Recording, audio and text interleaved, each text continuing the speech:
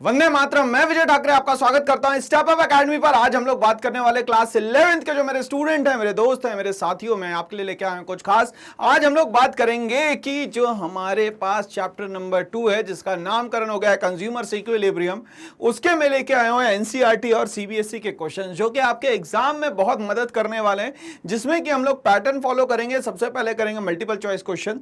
Multiple choice question वो question होते हैं जिसमें क्वेश्चन तो दिया जाता है मगर ऑप्शन भी दिए जाते हैं, मगर सही आपको क्या करना पड़ता है, डिसाइड करना पड़ता है। दोस्तों यही सबसे बड़ा टास्क है। बट मेरे दोस्तों अपन लोगों ने बिल्कुल अच्छे से पूरा चैप्टर जो है वो मगअप करके रखा है, पूरा चैप्टर हमें याद है, तो एक भी क्वेश्चन का आंसर जो है हमारा गलत नहीं होने वाला है। पहली बात। दूसरी बात, हम लोग यहां पे बात करेंगे फिल इन द ब्लैंक्स की, जो कि एक एक मार्क्स के आते हैं, और हम लोग बात करेंगे यार ट्रू और फॉल्स की।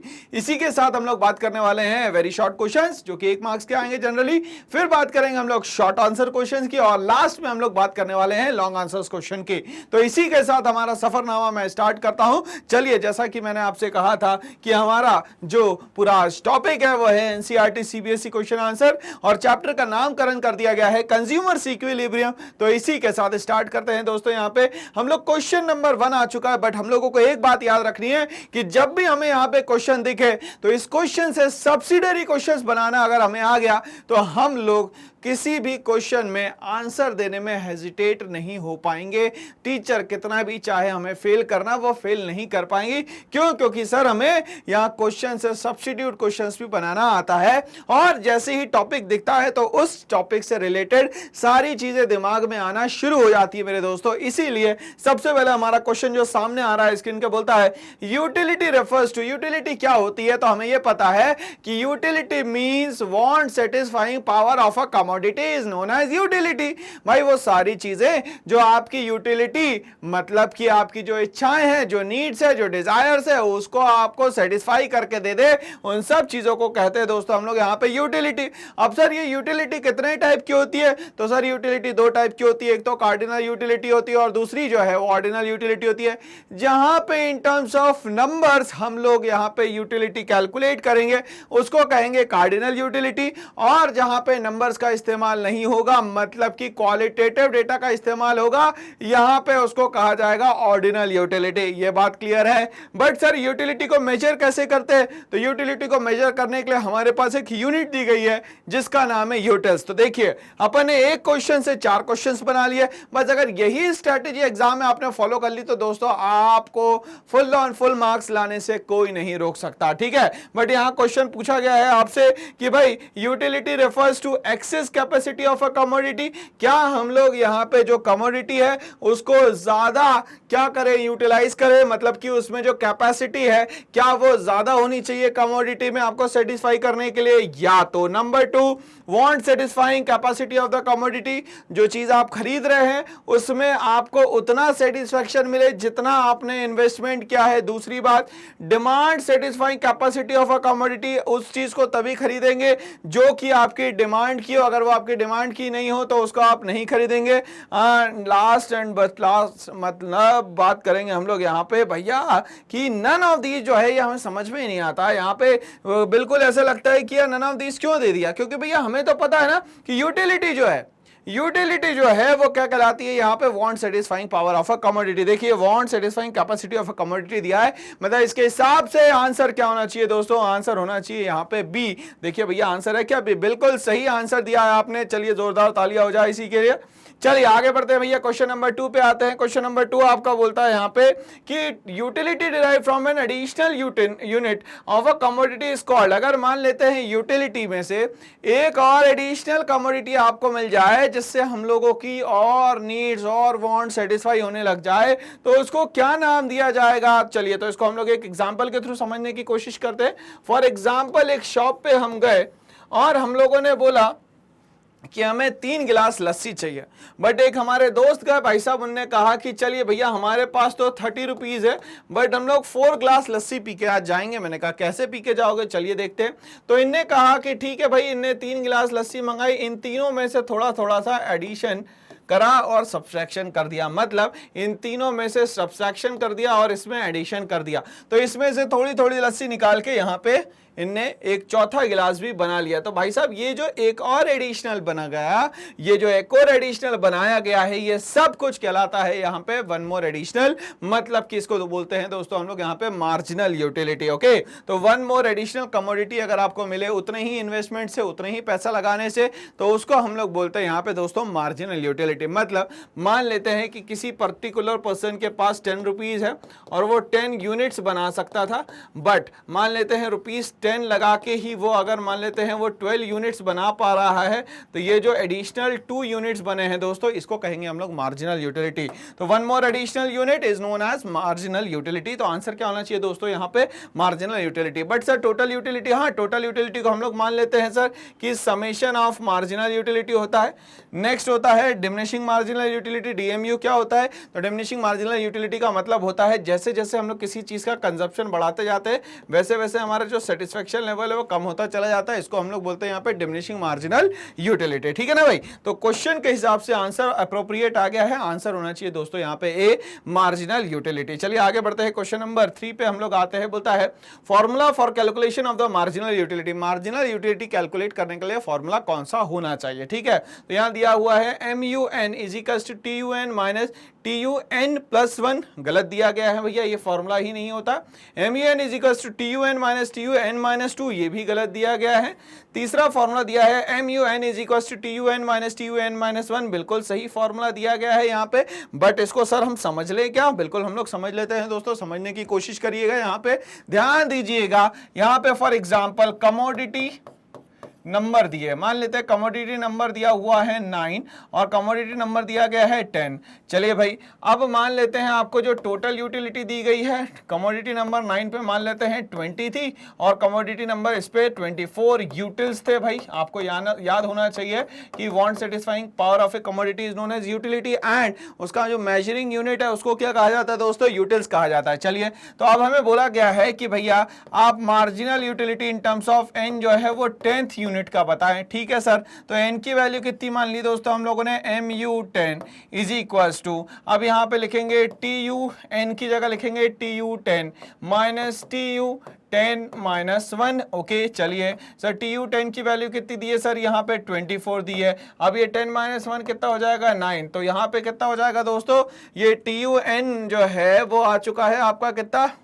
24। अब यहाँ पे TU हम लोग 9 का भी निकाल लेते हैं तो 9 का कितना आ जाएगा? 20 आ जाएगा दोस्तों यहाँ पे। तो यहाँ पे कितना आ जाएगा? 4 यूटिल्स। तो ये देखिए फॉर्मूले में हम लोगों ने पूरा का पूरा अप्रोप्रिएट फिट कर दिया है, इसके हिसाब से आंसर ये आ रहा है दोस्तों हमारा। तो इस तरीके से अगर हम लोग देखें तो ये टोटल यूटिलिटी को और मार्जिनल यूटिलिटी को हम लोग इंटर रिलेट भी कर सकते हैं। तो इसके अकॉर्डिंगली क्वेश्चन नंबर 3 का जो आंसर है वो आंसर होगा दोस्तों यहाँ पे C is the correct answer. MUN is equal to TUN minus TUN-1। आगे बढ़ते हैं हम लोग इसी के साथ, क्वेश्चन नंबर 4 पे आते हैं। क्वेश्चन नंबर 4 क्या कहता है? Total utility increases eight decreasing rate when marginal utility. अब क्या होगा मार्जिनल यूटिलिटी? तो चलिए अब सबसे पहला रिलेशन समझिएगा, जब टोटल यूटिलिटी अपने मैक्सिमम पॉइंट पे होता है तब मार्जिनल यूटिलिटी अपने मिनिमम पॉइंट पे होता है भाई, जो कि होता है जनरली 0, और इसको हम लोग कहते हैं दोस्तों पॉइंट ऑफ सेटाइटी या तो कहते हैं सैचुरेशन पॉइंट। दूसरा, जब टोटल यूटिलिटी जो है वो यहाँ पे इंक्रीज होता है उस समय पे जो मार्जिनल यूटिलिटी है वो क्या होता है दोस्तों? यहाँ पे डिक्रीज होता है।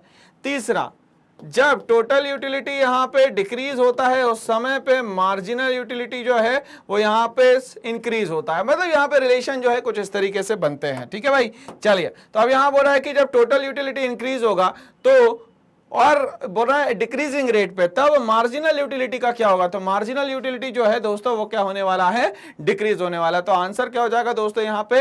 आंसर हो जाएगा यहाँ पे decrease is the correct answer. तो ये बात हमें याद रखनी है दोस्तों कि आंसर जो है हमारा क्या हो जाएगा? यहाँ पे डिक्रीज हो जाएगा। ठीक है भाई, तो यहाँ पे भैया क्वेश्चन जो है हमें समझ में आ गया था और आंसर भी हमें समझ में आ गया था और हम लोगों ने रिलेशन भी यहाँ पे क्रिएट कर लिया था। क्वेश्चन नंबर 5 पे हम लोग आते हैं इसी के साथ। ये बोलता है marginal utility is 0। Marginal utility 0 हो सकता है कब?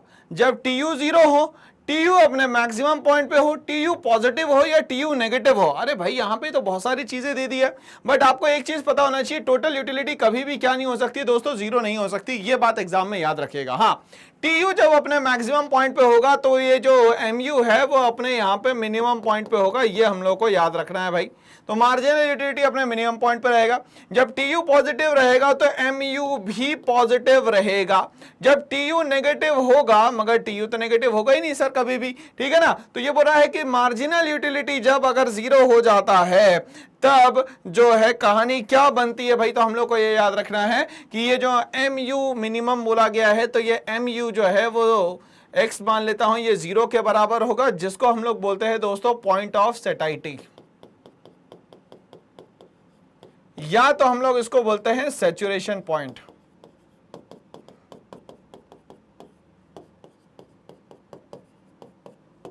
इतनी सी बात मुझे याद रखना है एग्जाम तक के दोस्तों, कुछ भी हो जाए, ठीक है। तो इसी के हिसाब से क्वेश्चन नंबर 5 का आंसर क्या हो जाता है दोस्तों, क्वेश्चन नंबर 5 का आंसर हो जाता है बी। अपन लोगों ने प्रूफ भी किया कि आंसर ये जो है बी क्यों होगा, कारण हमें पता चल गया। यहां पे क्वेश्चन नंबर 6 पे मैं आता हूं, बोलता है marginal utility can B, positive हो सकता है, कांस्टेंट हो सकता है, मैक्सिमम भी हो सकता है और नेगेटिव भी हो सकता है। तो मार्जिनल यूटिलिटी कैन बी मतलब क्या, एक्सेप्शन क्या है। देखो पॉजिटिव और कांस्टेंट और मैक्सिमम तो सभी होते हैं, बट अगर मान लेते हैं मार्जिनल यूटिलिटी कंपेयर करो मैं टोटल यूटिलिटी से, तो टोटल यूटिलिटी कभी भी नेगेटिव नहीं होगा, बट मार्जिनल यूटिलिटी जो है वो जीरो के बाद जो है नेगेटिव यहां पे हो सकता है। तो marginal utility can B negative also. ये एग्जाम में याद रखना दोस्तों, एग्जाम में क्वेश्चन आता ही आता है, तो ये क्वेश्चन हमेशा याद रखिएगा। चलिए आगे बढ़ते हैं इसी के साथ। क्वेश्चन नंबर 7 पे मैं आता हूं। क्वेश्चन नंबर 7 कहता है when total utility curve begins to fall. अब ये यहाँ पे टोटल यूटिलिटी कर्व को जब वो बोल रहा है बिगिंस टू फॉल, तो एक बार हम लोग यहाँ पे बना के ही देख लेते हैं दोस्तों। चलिए, तो यहाँ से ये टोटल यूटिलिटी कर्व बना और ये नीचे की तरफ यहाँ पे आएगा। अब यहाँ पे ये पूरे जो एरियाज है यहाँ पे वो पॉजिटिव पॉजिटिव चलेगा।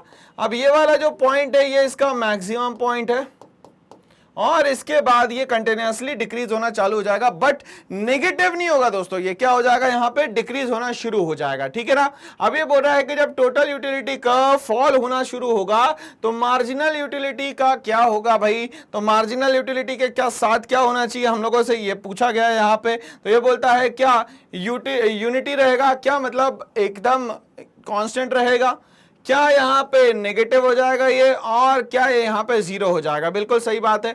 बट जब हम लोग यहाँ पे बात करते हैं कि टोटल यूटिलिटी कर्व जब मैच करते हैं हम लोग यहाँ पे मार्जिनल यूटिलिटी के साथ, तो मार्जिनल यूटिलिटी कर्व कुछ इस तरीके से जाता है। अगर हम लोग यहाँ पे इसको मैच करें तो ये हो गया हमारा 0 पॉइंट। अगर ये नीचे जा रहा है इसका मतलब एमयू जो है दोस्तों वो क्या हो जाएगा, यहाँ पे नेगेटिव हो जाएगा। इतनी सी बात मुझे याद रखनी है और कुछ याद नहीं रखना है। तो आंसर क्या होगा दोस्तों, इसका negative is the correct answer. चलिए, बहुत बढ़िया चल रही है हमारी कहानी। क्वेश्चन नंबर 7 के बाद हम लोग बात करते हैं क्वेश्चन नंबर 8 की। क्या कहता है यहाँ पे, ये बोलता है which of the following is incorrect, इसमें से गलत कौन सा है ये हम लोगों को बताना है भाई, ठीक है। तो बोलता है टोटल यूटिलिटी जो है वो समेशन ऑफ मार्जिनल यूटिलिटी होता है। बिल्कुल सही बात कही गई है, क्योंकि हमें ये पता है सर कि जो टोटल यूटिलिटी होता है वो होता है sum of all the utility, मतलब u1 plus u2 plus u3 plus u4 up to so on u in terms of n तक के होगा ये। चलिए भाई, अब मार्जिनल यूटिलिटी की अगर हम लोग बात करें तो मार्जिनल यूटिलिटी जो है वो क्या होता है भाई। तो marginal utility in terms of n is equals to total utility in terms of n minus total utility in terms of n minus 1। और मार्जिनल यूटिलिटी का एक और फॉर्मूला निकाल सकते हैं हम लोग, delta T U upon delta Q. तो ये फॉर्मूले आपके सामने आ गए सारे दोस्तों। चलिए, तो अब ये बोलता है कि क्या एमयू जो है, सॉरी टीयू जो है वो क्या समेशन ऑफ एमयू है। बिल्कुल सर, इन सबको मिला दीजिए तो ये समेशन ऑफ एमयू बन गया। तो ये तो बिल्कुल सही बात कही गई है। अब ये बोलता है मार्जिनल यूटिलिटी जो है वो TUN माइनस TUN माइनस 1 के बराबर होता है। बिल्कुल सही है। मगर ये बोल रहा है कि एमयू जो है वो TUN माइनस TUN माइनस 1, भैया ये तो पूरी तरीके से गलत ही दिया गया है, ठीक है। बट इसमें से ये सारी ही चीजें जो है वो पूछा क्या गया, which of the following is incorrect, इसमें से इनकरेक्ट कौन सा है हमें ये बताना है। तो इनकरेक्ट में अगर देखा जाए तो सबसे ज्यादा इनकरेक्ट जो है हम लोगों को कौन सा लग रहा है भाई यहाँ पे, तो हमें लग रहा है दोस्तों यहाँ पे अगर यहां पे मैं MUN लिख दूं तो ये सही हो जाएगा, ठीक है। यहां पे MUN लिख दूं तो भी ये सही हो जाएगा, ठीक है भाई। मतलब कि यहाँ पे एक्सपेक्टेशन क्या हो रही है कि दोनों ही गलत है लगभग लगभग। तो इसके हिसाब से आंसर देखें तो हमारा आंसर होना चाहिए यहाँ पे दोस्तों जो सी है वो हमारा यहाँ पे आंसर होना चाहिए ना, ठीक है। आगे बढ़ाते हैं हम लोग इसी के साथ क्वेश्चन को। क्वेश्चन नंबर 9 पे हम लोग आते हैं।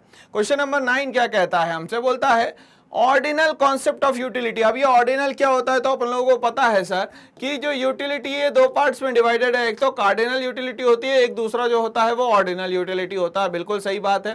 जो कार्डिनल यूटिलिटी है जहां पे हम लोग नंबर्स का इस्तेमाल करते हैं और जो ऑर्डिनल यूटिलिटी है वहां पे हम लोग रैंक्स का इस्तेमाल करते हैं। ये बात हम लोग को एग्जाम में याद रखनी है।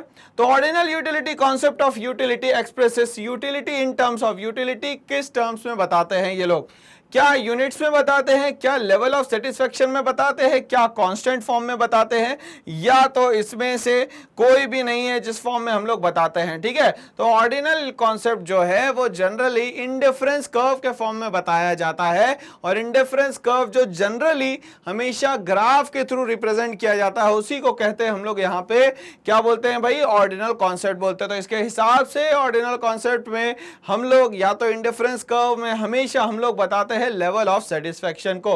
तो आंसर क्या होगा दोस्तों यहां पे, लेवल ऑफ सेटिस्फैक्शन। चलिए आगे बढ़ते हैं इसी के साथ। क्वेश्चन नंबर 10 आपके स्क्रीन पे आ चुका है सामने। क्या कहता है ये कहता है इंडिफरेंस कर्व एनालिसिस। अब ये इंडिफरेंस कर्व एनालिसिस क्या होता है भाई, तो हमें ये पता है सर कि इंडिफरेंस कर्व एनालिसिस का मतलब ये होता है जब भी एक कर्व जो कॉन्वेक्स शेप में बनाया जा रहा है इस पे बनने वाले जो पॉइंट है, मान लेते हैं ए बी और सी, इन तीनों में ही मिलने वाला सेटिस्फैक्शन जो है अगर बराबर होगा तो इसको हम लोग कहेंगे इंडिफरेंस कर्व। क्या कहेंगे बेटा, इंडिफरेंस कर्व, ठीक है ना। चलिए अब ये बोलता है बेस्ड ऑन, किसके बेसिस पे ये काम करता है, ये क्या कार्डिनल यूटिलिटी के बेसिस पे काम करता है, क्या ये ऑर्डिनल यूटिलिटी के बेसिस पे काम करता है, क्या बोथ ए एंड बी इसमें आएगा या इसमें नन ऑफ दीस आएगा। तो हमें एक चीज पता है कार्डिनल यूटिलिटी में तो नंबर्स इस्तेमाल होते हैं बट यहां नंबर्स इस्तेमाल नहीं हो रहे, तो इसके कारण ये जो है क्या कहलाएगा, ऑर्डिनल यूटिलिटी कहलाएगा। तो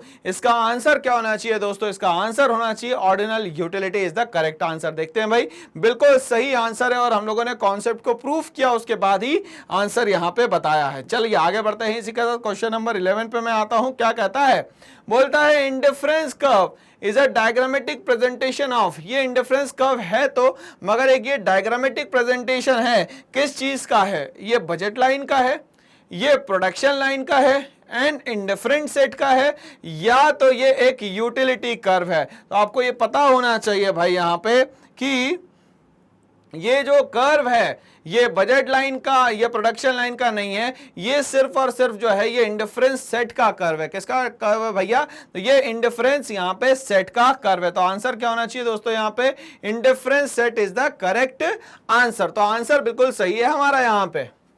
तो चलिए भाई, क्वेश्चन नंबर 11 तो हमारा बिल्कुल सही से हो गया और हमें ये समझ में आ गया है कि इंडिफरेंस सेट जो होता है कॉम्बिनेशंस होता है, जब एक से ज्यादा इंडिफरेंस कर्व एक साथ हम लोग अगर बना देते हैं तो इसको हम लोग बोल सकते हैं यहाँ पे indifference set. For example this this this this, तो ये चारों का जो कॉम्बिनेशन है इसको हम लोग बोलते हैं दोस्तों यहाँ पे इंडिफरेंस सेट। चलिए आगे बढ़ते हैं इसी के साथ। क्वेश्चन नंबर 12 पे हम लोग आते हैं। बोलता है marginal rate of substitution indicates the slope of. ये बोल रहा है मार्जिनल रेट ऑफ सब्स्टिट्यूशन। सबसे पहले तो हम लोग ये समझे कि मार्जिनल रेट ऑफ सब्स्टिट्यूशन होता क्या है। अब मान लेते हैं कि हमारे पास दो कमोडिटीज है, फॉर एग्जाम्पल एक्स और वाई, और हमारे पास जो टोटल बजट है मान लेते हैं दोस्तों ये 1000 का। इस 1000 में से मान लेते हैं 700 रुपीज मैंने एक्स को दे दिए पूरे के पूरे, और जो बचे 300 है वो मैंने इसको कर दिया। अब हम लोग चाहते हैं कि एक्स में से थोड़ा सा कम हो जाए, मान लेते हैं 100 कम हो जाए, तो ऑटोमेटिकली वाई जो है कितना हो जाएगा दोस्तों, यहाँ पे 400 हो जाएगा। मतलब यहां से अगर ये सेक्रीफाइस किया जाए तो यहाँ पे ये गेन हो जाएगा। तो यही पूछ रहा है रेट ऑफ सब्स्टिट्यूशन, कितना रेट ऑफ सब्स्टिट्यूशन आप कर सकते हैं जिससे एक प्रोडक्ट तो कम हो जाए मगर दूसरा प्रोडक्ट जो है वो बढ़ जाए। तो क्या कहेंगे हम लोग इसको क्या बजट लाइन कहेंगे, क्या हम लोग इसको यहाँ पे प्राइस लाइन कहेंगे, क्या हम लोग यहाँ पे इसको इंडिफरेंस सेट कहेंगे, या तो हम लोग यहाँ पे इसको इंडिफरेंस कर्व कहेंगे। तो यहाँ पे जो मार्जिनल रेट ऑफ सब्स्टिट्यूशन है, इसमें ये जो पूरा तरीका समझिएगा, इसको हम लोग कुछ इस तरीके से बनाते हैं। फॉर एग्जाम्पल, अगर ये y है और ये मान लेते हैं यहाँ पे x है, तो इसमें से अगर मैंने माइनस किया तो इसमें प्लस हो जाएगा। मान लेते हैं इसमें से 3 माइनस किया तो यहाँ पे मान लेते हैं 1 प्लस हो जाएगा। तो यहाँ पे ये मैं बोल सकता हूं कि delta y upon delta x, मतलब sacrifice by the commodity y and gaining by the commodity x is known as marginal rate of substitution. और ये कहां से आएगा दोस्तों, तो ये आएगा सिर्फ और सिर्फ इंडिफरेंस कर्व से। तो आंसर क्या होना चाहिए दोस्तों, यहाँ पे indifference curve is the correct answer. चलिए भाई, ये चीज तो समझ में आ गई, कॉन्सेप्ट भी क्लियर हो गया और आंसर भी बिल्कुल हमारा क्लियर हो गया। चलिए आगे बढ़ते हैं। इसी के साथ क्वेश्चन नंबर 13 पे हम लोग आते हैं। क्वेश्चन नंबर 13 क्या कहता है, budget line is also known as, budget line को और हम लोग किस नाम से यहां पे जानते हैं। तो क्वेश्चन नंबर 13 पे हम लोग को ध्यान देना है। क्वेश्चन नंबर 13 कहता है बजट लाइन को और मैं क्या बोल दूं, तो बजट लाइन होता क्या, पहले तो ये तो पता है सर आप। चलिए बजट लाइन को समझते हैं थोड़ा सा। ये है हमारी बजट लाइन, ये ए बी सी डी ई ये सारे पॉइंट्स हैं। जितना हमारे पास पैसा है उतने में से हम ये सारी चीजें खरीद सकते हैं, कम से कम 2 चीजें तो खरीदेंगे। फॉर एग्जाम्पल, मेरे पास मान लेते हैं 500 रुपीज है, तो मैं ये 400 इस टू मान लेते हैं 100 के रेशियो में खरीद लूं, या यहाँ पे मान लेते हैं इसमें 0 रुपीज लगाऊं, यहाँ पे मैं 500 रुपीज लगा दूं, ऐसा भी कर सकता हूं। तो ये जो अलग अलग कॉम्बिनेशन है, इसको हम लोग क्या कहते हैं, बजट लाइन कहते हैं। तो बजट लाइन को और क्या कह सकते हैं, तो budget line is also known as price line. क्या कहलाता है दोस्तों, ये प्राइस लाइन, की हम लोग इतने पैसे में इतनी चीजों को यहाँ पे खरीद सकते हैं। चलिए आगे बढ़ते हैं भैया, क्वेश्चन के बाद आंसर आ चुका है आपके सामने। क्या है दोस्तों, यहाँ पे price line is the correct answer. चलिए आगे बढ़ते हैं। क्वेश्चन नंबर 14 क्या बोलता है, as we move down from the indifference curve, ये बोल रहा है कि इंडिफरेंस कर्व में अगर मैं नीचे की तरफ जाते जाऊं, इंडिफरेंस कर्व में मैं अगर नीचे की तरफ जाते जाऊं, चलिए सबसे पहले तो सर इंडिफरेंस कर्व बना दीजिए। बना दिया सर। मान लेते हैं ये कमोडिटी y है, ये मान लेते हैं कमोडिटी x है। चलिए भाई, तो यहां पे समझ में आ गया। अब ये बोल रहा है the slope of indifference curve tends to. अब ये इस तरीके से अगर ये नीचे जा रहा है तो इसका मतलब क्या हुआ, 1 2 3 4 and this one is the 5।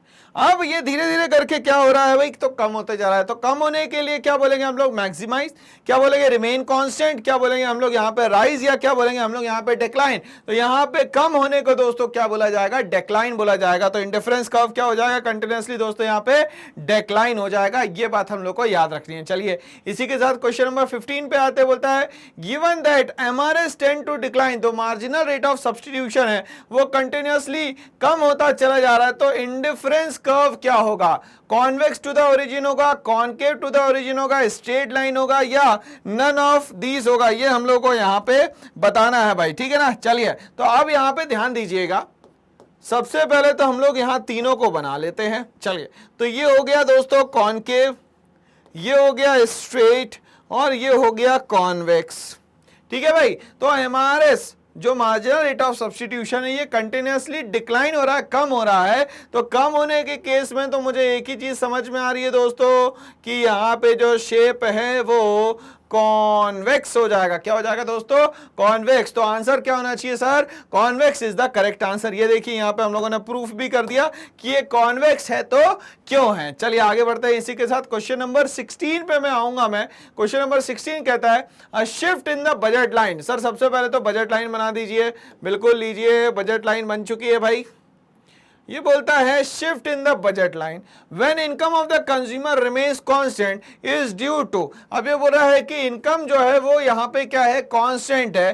तो यहाँ पे जो बंदे की इनकम है वो कांस्टेंट है, और यहाँ पे जो शिफ्ट है वो किसके कारण से होगा। तो ये पूछ रहा है क्या कि चेंज इन डिमांड के कारण होगा, कि change in prices of both the goods in the same direction. ये बोल रहा है कि जो एक्स गुड है और जो वाई गुड है दोनों में ही प्राइसेस में एक साथ चेंज आ जाए, या तो ये प्लस हो जाए प्राइसेस, प्लस या तो ये माइनस हो जाए प्राइजेस, क्या इसके कारण हो सकता है, क्या चेंज इन प्रेफरेंस के कारण हो सकता है, या चेंज इन क्वांटिटी के कारण हो सकता है। अगर यहाँ पे इनकम चेंज नहीं हो रही है तो जाहिर सी बात है कि यहाँ पे प्राइस चेंज होगा दोस्तों, और प्राइस चेंज होने के कारण ही यहाँ पे शिफ्ट होगा। तो आंसर क्या होना चाहिए दोस्तों, change in prices of both the goods in the same direction. Answer.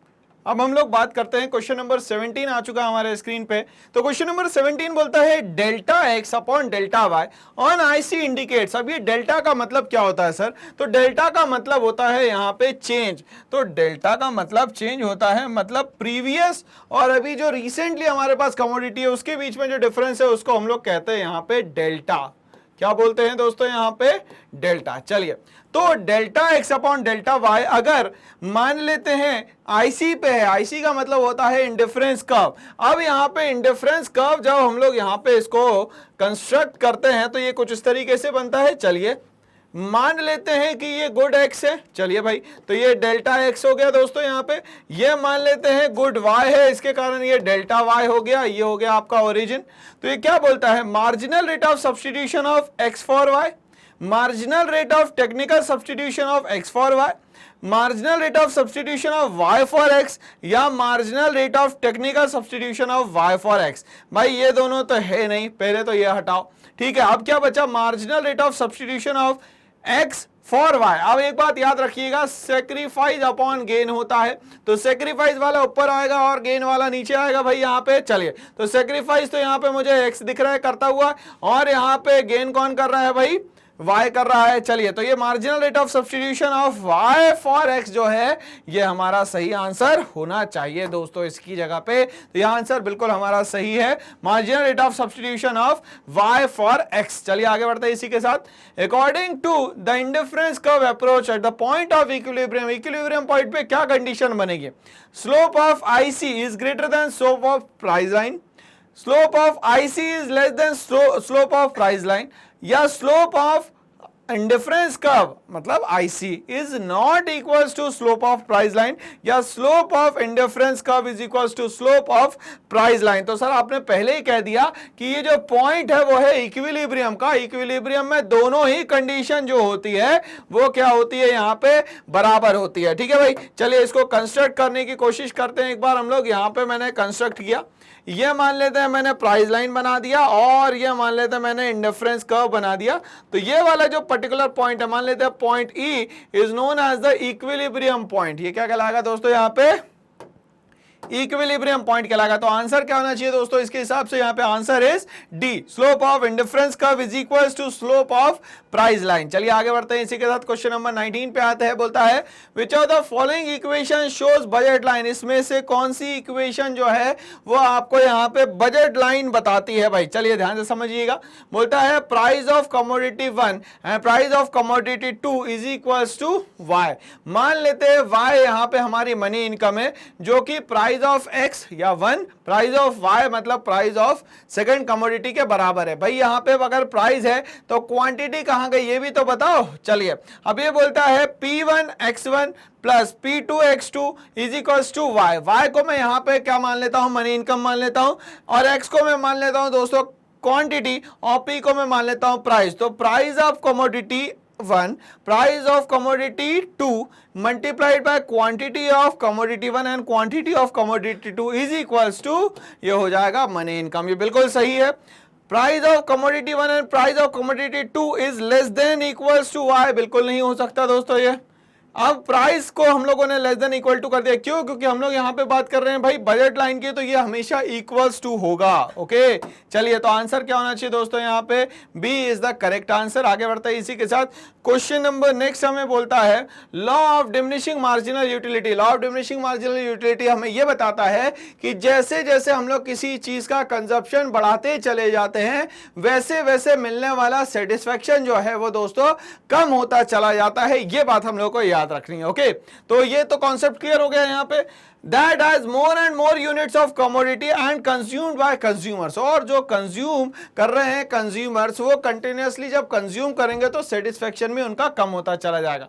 Marginal utility tends to, marginal utility पे क्या फर्क पड़ेगा, तो बोल रहा है डिमिनिश होगा, इंक्रीज होगा, जीरो हो जाएगा या स्टे कांस्टेंट हो जाएगा। तो law of diminishing marginal utility के कारण ये जो कंज्यूमर ये मार्जिनल यूटिलिटी की बात कर रहे हैं वो कंटिन्यूसली यहां पे डिमिनिश होने लग जाएगा भाई, क्योंकि रूल क्या है, जैसे जैसे कंजप्शन बढ़ाओगे वैसे वैसे आपका सेटिस्फेक्शन लेवल क्या होते चले जाएगा, कम होता चले जाएगा। मतलब रिलेशन कैसा हो गया दोस्तों, इनवर्स हो गया या अपोजिट हो गया या तो नेगेटिव हो गया। तो आंसर क्या होना चाहिए दोस्तों, यहाँ पे डिमिनिश इज करेक्ट आंसर। चलिए आगे बढ़ते हैं हम लोग इसी के साथ। तो हमारे सफरनामा में फिल इन द ब्लैंक्स और जुड़ गया भाई, क्या बोलता है कि यूटिलिटी डैश, ठीक है, अक्रॉस पीपल, यूटिलिटी लोगों के बीच में कैसी होती है भाई, तो यूटिलिटी हमेशा कैसी होती है भाई, तो वेरी होती है। मतलब किसी को किसी में मजा आ रहा है, किसी को किसी में मजा आ रहा है, मतलब किसी को खाने में मजा आ रहा है, किसी को एक्सरसाइज में मजा आ रहा है, किसी को सिर्फ घूमने में मजा आ रहा है। तो ये सारी चीजें ये कह रहा है कि यूटिलिटी जो है जितने भी लोग हैं उन सब के बीच में अलग अलग होती है, कभी भी यूटिलिटी एक जैसी नहीं होती हर एक कमोडिटी की। Law of dash states that a consumer will be in equilibrium at the point where the utility derived from the last rupee spent on each is equal। तो ये बताना भैया लॉ ऑफ क्या, तो लॉ भैया हमें पता है इक्वी मार्जिनल यूटिलिटी एक ऐसा तरीका है जिसमें उस बंदे ने जितना भी पैसा लगाया उससे मिलने वाला सेटिस्फेक्शन जो है उसके लिए यहाँ पे बराबर हो जाता है। तो law of equi marginal utility states that a consumer will be in equilibrium at the point where the utility derived from last rupee spent on each is equal। चलिए इसी के साथ आगे बढ़ते हैं। Question number next, question number 3 आगे आपके सामने क्या कहता है ये, when marginal utility of a rupee falls, जब मार्जिनल यूटिलिटी रुपी का अगर मान लेते हैं सेटिस्फेक्शन आपको कम दे पाता है, एंड px is constant, जो प्राइस है कमोडिटी की वो कांस्टेंट है, equilibrium unit of the commodity x will be, क्या होगी ये यहाँ पे, तो ये क्या हो जाएगी, अपने आप बढ़ने लग जाएगी। क्यों,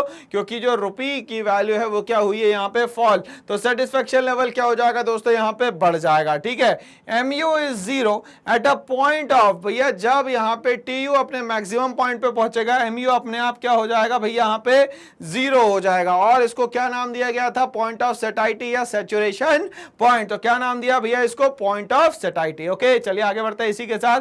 eight the point of consumer's equilibrium mu x upon price of x is equals to mu y upon price of y।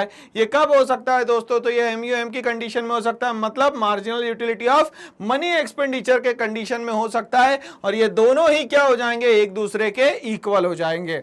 आगे क्या बोलता है भाई, when tu increases mu falls positively, बिल्कुल सही बात है, tu यहाँ पे अगर इंक्रीज होगा तो ये भी mu क्या हो जाएगा यहाँ पे भाई, यहाँ पे mu जो है फॉल तो होगा मगर पॉजिटिव होगा, इसमें कोई भी वैल्यू नेगेटिव नहीं आएगी दोस्तों। चलिए आगे बढ़ते हैं इसी के साथ।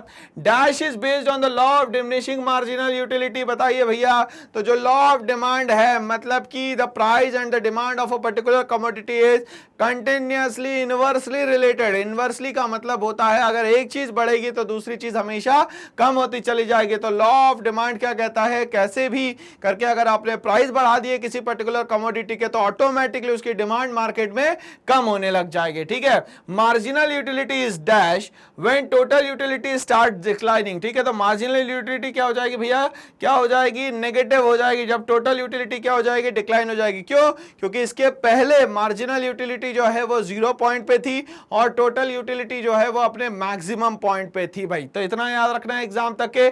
आगे बोलता है dash is challenge the utility analysis as a method of explaining consumer's equilibrium negative. ठीक है, क्या बताना है, तो किसने बोला, ये हिक्स ने बोला, किसने बोला, हिक्स ने, कि हिक्स चैलेंज करता है utility analysis is a method of explaining consumer equilibrium negative. Consumer equilibrium क्या होता है, वो नेगेटिव होने लगता है इक्वल के बाद। आगे बढ़ते हैं हम लोग, यहाँ पे बोलता है if mu x and price of x is less then mu y upon price of y, it means that a consumer will and up consuming more of good. अब भाई कम मिलेगा तो क्या करोगे भाई, यहाँ पे क्या करोगे, देखो mu x और पी वाई जो है वो ज्यादा है एम यू एक्स और पी एक्स जो है वो यहाँ पे कम है। तो यहाँ पे एम यू वाई और पी वाई ज्यादा है, तो यहाँ पे क्या कमोडिटी कम करनी पड़ेगी, वाई करनी पड़ेगी। क्यों? क्योंकि अब एक्स की कमोडिटी का इंटेक हमें बढ़ाना है दोस्तों। ओके चलिए, तो हमें क्या करना पड़ेगा भाई, यहाँ पे चीजें समझ में आ चुकी है फिल इन द ब्लैंक्स की।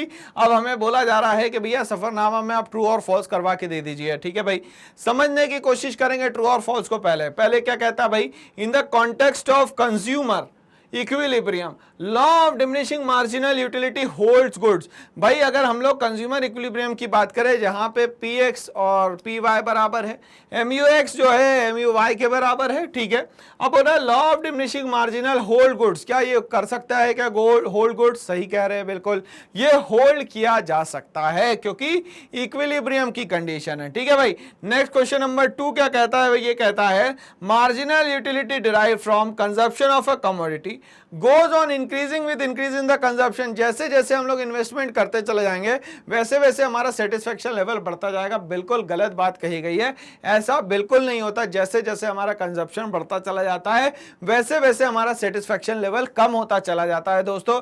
तो आंसर क्या होना चाहिए इसका? फॉल्स होना चाहिए। बिल्कुल सही आंसर है हमारा, false is the correct answer. ठीक है ना भाई, चलिए आगे बात करते हैं हम लोग। Law of equi marginal utility is applicable in case of consumer's equilibrium under to commodity case. अब हो रहा है इक्विलिब्रियम जो है कंडीशन, मतलब law of equi marginal utility की जो कंडीशन है वो एप्लीकेबल होती है कंज्यूमर इक्विलिब्रियम पे जब हम लोग दो कमोडिटी के यहाँ पे बात करते हैं। बिल्कुल सही बात है, तो आंसर क्या होना चाहिए दोस्तों? यहाँ पे बिल्कुल सही होना चाहिए।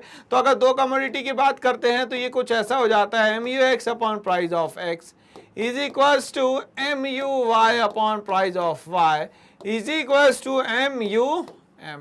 Marginal utility of money expenditure जो है वो बराबर हो जाता है एम यू एक्स और प्राइस ऑफ एक्स के और एम यू आई और प्राइस ऑफ वाई के। चलिए आगे बढ़ते हैं, इसी के साथ क्वेश्चन नंबर 4 आ चुका है हमारे सामने। क्या कहता है, marginal utility curve slopes downward from left to right. देखिए भैया मार्जिनल यूटिलिटी कर्व जो है वो स्लोप होता है लेफ्ट टू राइट। बिल्कुल सही बात है, ये लेफ्ट हो गया ये राइट हो गया, बिल्कुल नीचे जा रहा है।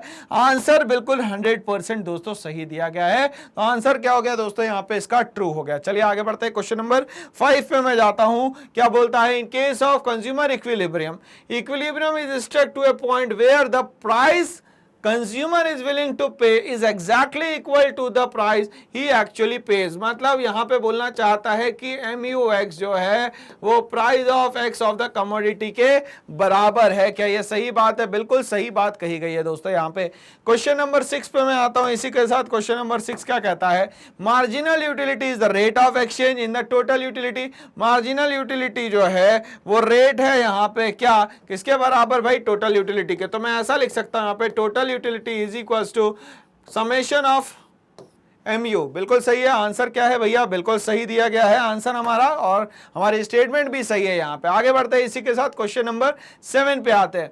Law of diminishing marginal utility is related to the consumption. जो law of diminishing marginal utility है वो किससे रिलेटेड है? तो भैया वो कंजप्शन से रिलेटेड है यहाँ पे। क्या ये बिल्कुल सही बात है? बिल्कुल सही है। क्यों? क्योंकि जैसे जैसे किसी चीज का कंजप्शन बढ़ता चला जाएगा वैसे वैसे उसकी जो डिमांड है मार्केट में कम होती चली जाएगी। तो ये इनवर्स रिलेशन है, बट किस पे बेस्ड है? तो कंजप्शन पे बेस्ड है, इसीलिए स्टेटमेंट जो है वो सही दी गई है। ओके चलिए नेक्स्ट क्वेश्चन पे आते हैं। क्वेश्चन नंबर 8 क्या कहता है भाई यहाँ पे, TU can never be falling. क्या ये कभी भी नहीं गिर सकता? ऐसा तो भाई कहीं लिखा ही नहीं है। TU भी हमेशा कम होगा बट नेगेटिव नहीं होगा। क्यों? क्योंकि total utility is the some total of all the utilities. आगे बढ़ते हैं, इसी के साथ क्वेश्चन नंबर 9 पे हम लोग आते हैं। कहता है marginal utility of money refers to worth of utility to a consumer. Marginal utility of money जो है कहीं ना कहीं कंज्यूमर के लिए अच्छी मानी जाती है। बिल्कुल गलत बात कही गई है यहाँ पे। Okay, measurement of utility in ordinal numbers is a serious limitations of utility analysis। measurement of utility जो है ordinal number में ये एक serious limitation है utility के। बिल्कुल नहीं है, इससे हम लोग practically market में भी चीजों को समझ सकते हैं। तो आंसर क्या हो गया दोस्तों? ये false हो गया। तो इस तरीके से हमारे ये जो MCQ का सफरनामा है ये यहाँ पे हमारा समाप्त होता है, और अब हम लोग हमारे क्वेश्चन एंड आंसर की तरफ पहुंचने की कोशिश करते हैं। सबसे पहला क्वेश्चन आपके स्क्रीन पे आ चुका है, कहता है what do you mean by an indifference curve, तो हमें पता है सर इंडिफरेंस कर्व अपने आप में एक तरीके से ऑर्डिनल अप्रोच है जहां पे हम लोगों को क्वांटिटेटिव फैक्ट्स को बिल्कुल भी लेके चलना पड़ेगा, बिल्कुल भी लेके चलना पड़ेगा, मतलब इसको छोड़ ही नहीं सकते, क्वांटिटेटिव की तरफ तो जाना ही नहीं है क्योंकि वो तो कार्डिनल अप्रोच था भाई, कार्डिनल अप्रोच हमें यहाँ पे चाहिए ही नहीं। चलिए इसके आंसर की हम लोग बात करें, it is a curve showing different combination of sets of two goods, मतलब अलग अलग जगह पे टू गुड्स का जो कॉम्बिनेशन है उसको हम लोग कहते हैं यहाँ पे indifference curve. Okay, each combination offering the same level of satisfaction to the consumer, but यहाँ पे सबसे अच्छी बात यह है कि जो ए है वो बी के बराबर है और बी जो है वो सी के बराबर है, ये सबसे जरूरी बात है। चलिए आगे बढ़ते हैं, इसी के साथ क्वेश्चन नंबर 2 आ चुका है। What is mean by the indifference set? The combination of the indifference curve is known as indifference set. जब 2 3 4 इंडिफरेंस कर्व एक साथ मिला दोगे भाई तो क्या बन जाएगा? इंडिफरेंस सेट बन जाएगा। चलिए समझते हैं, indifference set refers to a set of different combination of the two goods, और इसमें हर बार कितने गुड्स होंगे? लगभग 2 गुड्स होंगे, which offer the consumer the same level of satisfaction, but हर एक लेवल पे सेटिस्फेक्शन जो है वो हमेशा क्या होगा? बराबर होगा। What is mean by the indifference map? Indifference map का मतलब क्या होता है दोस्तों? तो जब हम लोग कंबाइन करते हैं अलग अलग सेट्स को तो क्या बन जाता है? हमारा इंडिफरेंस मैप बन जाता है।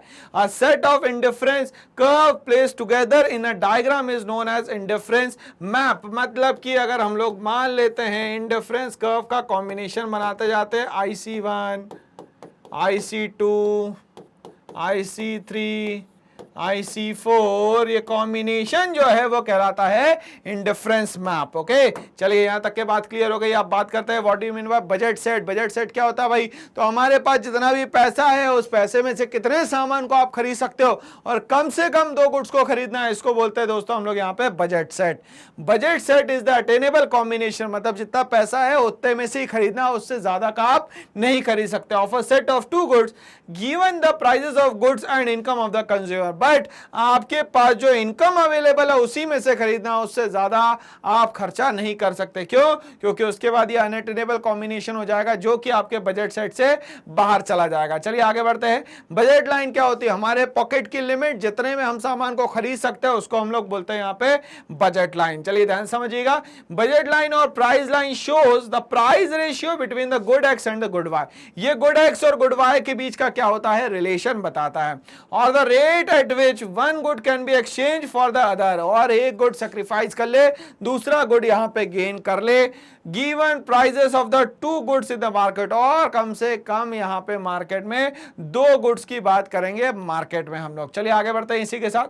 What is the slope of budget line? कैसा स्लोप होना चाहिए भैया बजट लाइन का? The slope of budget line shows the price ratio between the good 1 and the good 2। चलिए भाई इसको समझते हैं। इस तरीके से हमारा गुड 1 और यहां पे हमारा बन जाएगा गुड 2। ठीक है भाई, चलिए तो इस तरीके से यहाँ पे हम लोग अलग अलग कॉम्बिनेशंस को बना सकते हैं। तो ये जो कॉम्बिनेशन होता है इसी को हम लोग स्लोप ऑफ बजट लाइन कहते हैं। अब मान लेते किसी के घर गया मैं, भाई मुझे बहुत अच्छा लगता है गुलाब जामुन खाना, मैंने सब कुछ छोड़ा और गुलाब जामुन उठा के खा लिया। तो जो गुलाब जामुन उठा के खाए बाकी सब चीजों को छोड़ दिया, इस प्रेफरेंस को हम लोग कहते हैं मोनोटोनिक प्रेफरेंस। चलिए भाई तो क्वेश्चन भी आ गया सामने, what do you mean bye monotonic preference? Monotonic preference means that a rational consumer, rational का मतलब होता है समझदार कंज्यूमर, कम पैसे में जहां ज्यादा आउटपुट आ पाए उसको बोलते हैं हम लोग समझदार consumer. Always prefers more of a commodity as it offers him a higher level of satisfaction. किसी एक पर्टिकुलर कमोडिटी को बहुत ज्यादा यूज करना या बहुत ज्यादा उसका एडिक्टेड हो जाना और वो आपको अच्छा लगना, ये सब मोनोटोनिक प्रेफरेंस का यहाँ पे काम है भाई। ठीक है, चलिए what do you mean by हमारे मार्जिनल रेट ऑफ सब्स्टिट्यूशन क्या होता है समझते हैं। Marginal rate of substitution refers to the rate at which a consumer is willing to substitute good x for the good y. एक good दूसरे good के लिए कुछ छोड़ दे तो उसको हम लोग बोलते हैं यहाँ पे क्या भाई? Marginal rate of substitution. तो यहाँ पे पहला गुड जो है वो क्या करेगा दोस्तों? यहाँ पे सेक्रीफाइस करेगा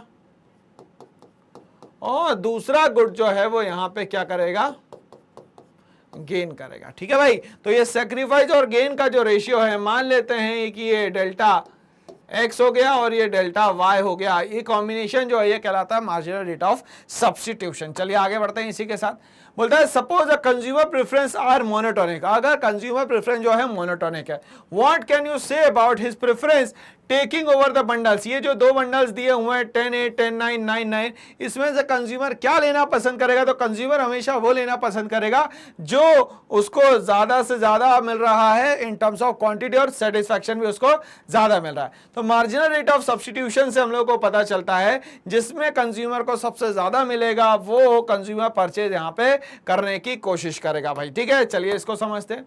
if a consumer has monotonic preference, अगर वो मोनोटोनिक प्रेफरेंस में है तो can he will indifferent between the bundles 10, 8 और 8, 6, 10, 8 ज्यादा लेना पसंद करेगा या वो यहां पे 8, 6 लेना पसंद करेगा? ध्यान समझिएगा। If the consumer preference are monotonic, जब कंज्यूमर के प्रेफरेंस ही मोनोटोनिक है, she can not be indifferent between the bundles 10, 8 और 8, 6, इसमें इंडिफरेंट नहीं होगा, because the first combination 10, 8 allows more of both the goods as compare to the second combination of 8, 6। भाई यहाँ पे जो पहला है वो तो जाहिर सी बात है यूनिट्स में ज्यादा है तो उसको सेटिस्फेक्शन ज्यादा देगा, मगर ये यूनिट में कम है तो हो सकता है इसको सेटिस्फेक्शन कम मिले, implying that first combination of offers higher level of satisfaction and the consumer must prefer it to the other. अब जहां पे हायर लेवल ऑफ सेटिस्फेक्शन मिल जाएगा तो अब वो फुल्ली सेटिस्फाइड हो जाएगा, फिर क्या करेगा? वो नेक्स्ट पे स्विच करने की कोशिश करेगा। तो कहीं ना कहीं मोनोटोनिक प्रेफरेंस का मतलब होता है बाकी सबको हटाओ, जो पसंद है उसको लेके आओ, उसको हम लोग बोलते हैं यहां पे दोस्तों मोनोटोनिक प्रेफरेंस। तो अब हम लोग बात करने वाले हैं यहाँ पे शॉर्ट आंसर्स क्वेश्चन की। सफरनामा में ये हमारे जो क्वेश्चन आंसर्स है ये बहुत इंपॉर्टेंट है क्योंकि एग्जाम में ये 3 और 4 मार्क्स के क्वेश्चंस है और यहाँ पे टीचर यही सारे क्वेश्चंस देने वाले हैं क्योंकि कंज्यूमर इक्विलिब्रियम जो चैप्टर नंबर 2 है इसमें ये सबसे इंपॉर्टेंट है। क्यों? क्योंकि हम लोगों को पता है कि यूटिलिटी जो है वो 2 टाइप की होती है, पहली होती है कार्डिनल यूटिलिटी और दूसरी जो होती है उसको बोलते हैं हम लोग ऑर्डिनल यूटिलिटी। तो कार्डिनल यूटिलिटी वो यूटिलिटी होती है जहां पे हम लोगों को satisfaction in terms of number बताना पड़ता है, और ऑर्डिनल यूटिलिटी वो होती है जहां पे हम लोग को इन टर्म्स ऑफ रैंक्स बताना होता है। या तो इजीली हम लोग कैसे डिफरेंशिएट कर सकते हैं इन दोनों के बीच में?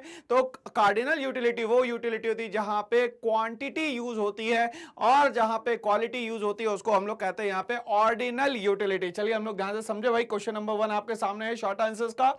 Explain the cardinal and the ordinal utility of measurement, या हम लोग बोल सकते हैं कि कार्डिनल और ऑर्डिनल यूटिलिटी का मेजरमेंट बताइए कि उसको मेजर कैसे करेंगे, तरीके क्या है आपके पास? तो सर हम लोग यहाँ पे एक तरीके से सबसे इजी जो मेथड है उसको समझने का वो ये है कि यहाँ पे नंबर्स का इस्तेमाल होगा और यहाँ पे नंबर्स का इस्तेमाल नहीं होगा, मतलब कंपैरिजन होगा, बट यहाँ पे कंपैरिजन तो होगा बट यहां पे नंबर्स का इस्तेमाल होगा और फिर करेंगे हम लोग यहां पे कंपैरिजन। चलिए ध्यान से समझिएगा। Cardinal measurement of utility refers to the measurement और expression of utility in terms of units like 2, 4, 6, 8। मतलब कि कार्डिनल यूटिलिटी जो है उसका मेजरमेंट जो है वो कहां किया जाता है भैया? तो 2, 4, 6, 8 मतलब कि नंबर्स के फॉर्म में यहां पे किया जाता है।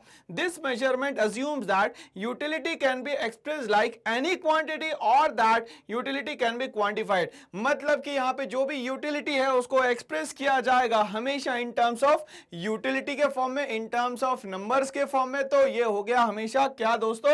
ये हो गया दोस्तों हमेशा यहां पे क्वांटिफाइड। क्या हो गया दोस्तों यहां पे? ये क्वांटिफाइड, मतलब कि we are using the numbers here. क्या यूज करेंगे दोस्तों? यहां पे हम लोग नंबर्स यूज करेंगे। किस चीज के लिए नंबर्स यूज करेंगे? तो हमेशा जो मेजरमेंट ऑफ सेटिस्फैक्शन है, मेजरमेंट ऑफ जो यूटिलिटी है उसको एक्सप्रेस करने के लिए जहां नंबर का इस्तेमाल होगा उसको हम लोग बोलेंगे यहां पे कार्डिनल यूटिलिटी। दूसरा जो हमारे पास एक सबसे अच्छा तरीका है इसको समझने का वो है दोस्तों यहां पे एग्जांपल। अब एग्जांपल अगर समझ में आ गया तो पूरा डेटा जो है अपने हमेशा दिमाग में याद रहेगा। जैसे अ cup of T offers you 5 utils, एक कप ऑफ जो कॉफी है या जो टी है आपको क्या ऑफर करती है भैया? 5 यूटिल्स देती है। मतलब कि यूटिलिटी जो है, जो यूटिल्स है वो किस में बताए गए हैं? In the form of numbers बताए गए हैं। ठीक है भाई। चलिए हम लोग आगे आते हैं, ऑर्डिनल मेजरमेंट की बात करेंगे हम लोग कि ऑर्डिनल यूटिलिटी क्या होता है भाई। तो ordinal measurement of utility refers to the measurement और expression of utility in terms of some ranks. तो रैंक्स के फॉर्म में बताया जाएगा यहां पे कि ये यूटिलिटी किस तरीके से आपके काम आ रही है। मतलब यहां पे नंबर्स का इस्तेमाल दोस्तों नहीं किया जाएगा। ओके, सम रैंक्स लाइक हाई और लो, या तो यहां पे हाई होगा या तो लो होगा। मतलब कि यहां पे नंबर्स का इस्तेमाल नहीं होगा, यहां पे अल्फाबेट्स का इस्तेमाल होगा। या तो यहां पे वर्ड्स का इस्तेमाल होगा दोस्तों। It involves comparison of utility in different situation और across different goods and services. Example, a cup of tea या coffee offers you greater satisfaction than a cup of tea. तो यहां पे कॉफी और टी का कंपैरिजन हम लोगों ने कर दिया दोस्तों। अभी तक के हम लोग सिर्फ क्या कर रहे थे, कॉफी पी रहे थे और यूटिलिटी बता रहे थे इन टर्म्स ऑफ नंबर, बट यहां पे जैसे ही ऑर्डिनल यूटिलिटी आता है तो हम लोग कॉफी और टी दोनों लेते हैं और बोलते हैं कि कॉफी जो है वो काफी बेहतर है टी से, या टी काफी बेहतर है कॉफी से। तो इस तरीके से जब कंपैरिजन हुआ किसमें भाई, हाई और लो में, तो इसको हम लोग कहते हैं यहां पे ऑर्डिनल यूटिलिटी। तो ये पूरा आंसर आपके दिमाग में बैठ चुका है भाई। Comparison in terms of number is known as cardinal utility और comparison in terms of alphabets और words is known as ordinal utility. चलिए भैया, यहां पे क्वेश्चन नंबर 1 जो है हमारा यहां पे समाप्त होता है। इसी के साथ क्वेश्चन नंबर 2 पे हम लोग स्विच करते हैं। आपके स्क्रीन पे आ चुका है क्वेश्चन नंबर 2। क्या कहता है ये, explain the relationship between total utility and the marginal utility with the help of diagram. ठीक है भैया, हम लोगों को बोला गया है कि यहां पे एक डायग्राम बनाइए और डायग्राम की मदद से बताइएगा कि टोटल यूटिलिटी और मार्जिनल यूटिलिटी के बीच में क्या रिलेशन होता है। बिल्कुल बता देंगे सर हम लोग, कोई दिक्कत परेशानी नहीं है हमें। चलिए सबसे पहले हम लोग टोटल यूटिलिटी की बात करते हैं। टोटल यूटिलिटी का डायग्राम कुछ इस तरीके से बनेगा दोस्तों, और जब मैं इसको रिलेट करता हूं किससे, मार्जिनल यूटिलिटी से, तो इसके डायग्राम को एक बार हम लोग देख लेते हैं। ये डायग्राम कुछ इस तरीके से जा रहा है। ओके, अब यहां पे ये एक इमेजिनरी लाइन है जो कि हम लोग कनेक्ट कर रहे हैं। तो ये पूरा डेटा हो गया आपका यहां पे MU का, और ये डेटा हो गया यहां पे TU का। ठीक है भाई, चलिए अब ध्यान से समझिएगा। धीरे धीरे करके टोटल यूटिलिटी जो इंक्रीज हुआ और ये एक पॉइंट पे यहां पे टच करता है। इस पॉइंट को मैं O मान लेता हूं या 0 मान लेता हूं दोस्तों, कोई बात नहीं। चलिए, बट यहां पे जो लेफ्ट हैंड साइड का जो एरिया है दोनों ही पॉजिटिव है। ये डिक्रीजिंग रेट पे पॉजिटिव है और ये इंक्रीजिंग रेट पे पॉजिटिव है, बट यहां पे टोटल यूटिलिटी भी पॉजिटिव है और मार्जिनल यूटिलिटी भी जो दोस्तों है पहले पॉजिटिव है। मतलब लेफ्ट हैंड साइड पे दोनों ही पॉजिटिव है। जब ये अपने मैक्सिमम पॉइंट पे पहुंचेगा, कौन, टोटल यूटिलिटी जब अपने मैक्सिमम पॉइंट पे पहुंचेगा उस समय पे मार्जिनल यूटिलिटी जो है वो अपने मिनिमम पॉइंट पे पहुंचेगा, जिसको हम लोग कहते हैं यहां पे पॉइंट ऑफ सेटाइटी। चलिए आगे बढ़ते हैं हम लोग इसी के साथ। अब यहां पे टोटल यूटिलिटी कंटिन्यूअसली क्या होता है भाई, डिक्रीज होने की कहानी बताता है हमें कि हम अब क्या हो रहे हैं, कम हो रहे हैं। ठीक है भाई, तो आप कम हो रहे हो तो इसका मार्जिनल यूटिलिटी पे कोई फर्क पड़ेगा, बिल्कुल पड़ेगा साहब। क्या पड़ेगा, तो मार्जिनल यूटिलिटी जो है वो होने लगेगी यहां पे नेगेटिव। मार्जिनल यूटिलिटी जो है वो क्या हो जाएगी दोस्तों, यहां पे नेगेटिव हो जाएगी। चलिए हम लोग समझने की कोशिश करें यहां पे भाई। चलिए, तो आंसर क्या कहता है हमारा, व्हेन मार्जिनल यूटिलिटी डिक्रीजेस, जब मार्जिनल यूटिलिटी डिक्रीज हो रही है, मतलब ये तो डिक्रीज हो रही है भाई। चलिए हम लोग कलर चेंज करके देखेंगे यहाँ पे अब कैसे डिक्रीज होती है। तो ये देखिए कंटिन्यूअसली डिक्रीज हो रही है। अब यहाँ पे क्या बोलता है कि TU जो है इंक्रीज होगा एज द डिमिनिशिंग रेट। ये देखिए TU जो है वो भी क्या हो जाएगा, यहाँ पे इंक्रीज हो जाएगा, मगर ये डिमिनिशिंग रेट पे, मतलब ये पूरा एरिया जो है दोस्तों पॉजिटिव रहेगा। चलिए आगे बढ़ते हैं। व्हेन TU इज मैक्सिमम, जब TU अपने मैक्सिमम पॉइंट पे पहुंचेगा उस समय पे मार्जिनल यूटिलिटी जो है वो 0 पॉइंट पे पहुंचेगी, जिसको हम लोग कहते हैं यहाँ पे पॉइंट ऑफ सेटाइटी, या बोल सकते हैं हम लोग यहाँ पे सैचुरेशन पॉइंट। ठीक है भाई, इसके बाद क्या होने वाला है, तो ये बोलता है TU स्टार्ट डिमिनिशिंग, TU जो है कंटिन्यूअसली अब कम होने वाला है। इसी समय पे जो MU है वो क्या हो जाएगा दोस्तों, यहाँ पे नेगेटिव हो जाएगा। तो इस तरीके से हमें रिलेशन समझ में आ गया कि भैया TU जब अपने मैक्सिमम पॉइंट पर रहेगा, MU अपने मिनिमम पॉइंट पर रहेगा। TU और MU पहले क्या रहेंगे, पॉजिटिव रहेंगे, और उसके बाद जब MU कंटिन्यूअसली डिक्रीज हो जाएगा या नेगेटिव हो जाएगा, 0 के बाद तो वो नेगेटिव हो जाएगा, उस समय पे TU जो है वो डिक्रीज होना यहां पे दोस्तों शुरू कर देगा। ओके, चलिए हम लोग नेक्स्ट क्वेश्चन पे आते हैं इसी के साथ। Give the price of goods, how will a consumer decide as to how much quantity of good to buy or use analysis। अब आपसे ये बोल रहा है कि किस चीज को आपको खरीदना चाहिए, किस चीज को आपको नहीं खरीदना चाहिए, इसको हम लोग समझने की बात करें तो भैया आप जब भी कोई चीज खरीदने जाते हैं तो सबसे पहले फोकस करते हैं उसके प्राइस पे। इस प्राइस को मैं बहुत इजी लैंग्वेज में MRP बोल देता हूं, मैक्सिमम रिटेल प्राइस। अब ये मैक्सिमम रिटेल प्राइस किसी चीज का मान लेते हैं 120 रुपीज पर केजी है भैया। अब यहाँ पे 120 रुपीज पर केजी में वो 1 केजी लेके आता है, बट इसका रेट बढ़ के 180 पर केजी हो जाता है।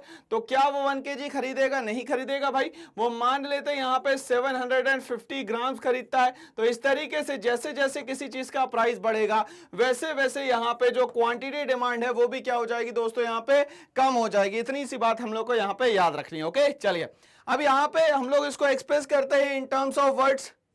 Given price of good, consumer that much of the commodity when rupee work of an additional satisfaction from the consumption of unit, more of a good is equals to the marginal utility of the money।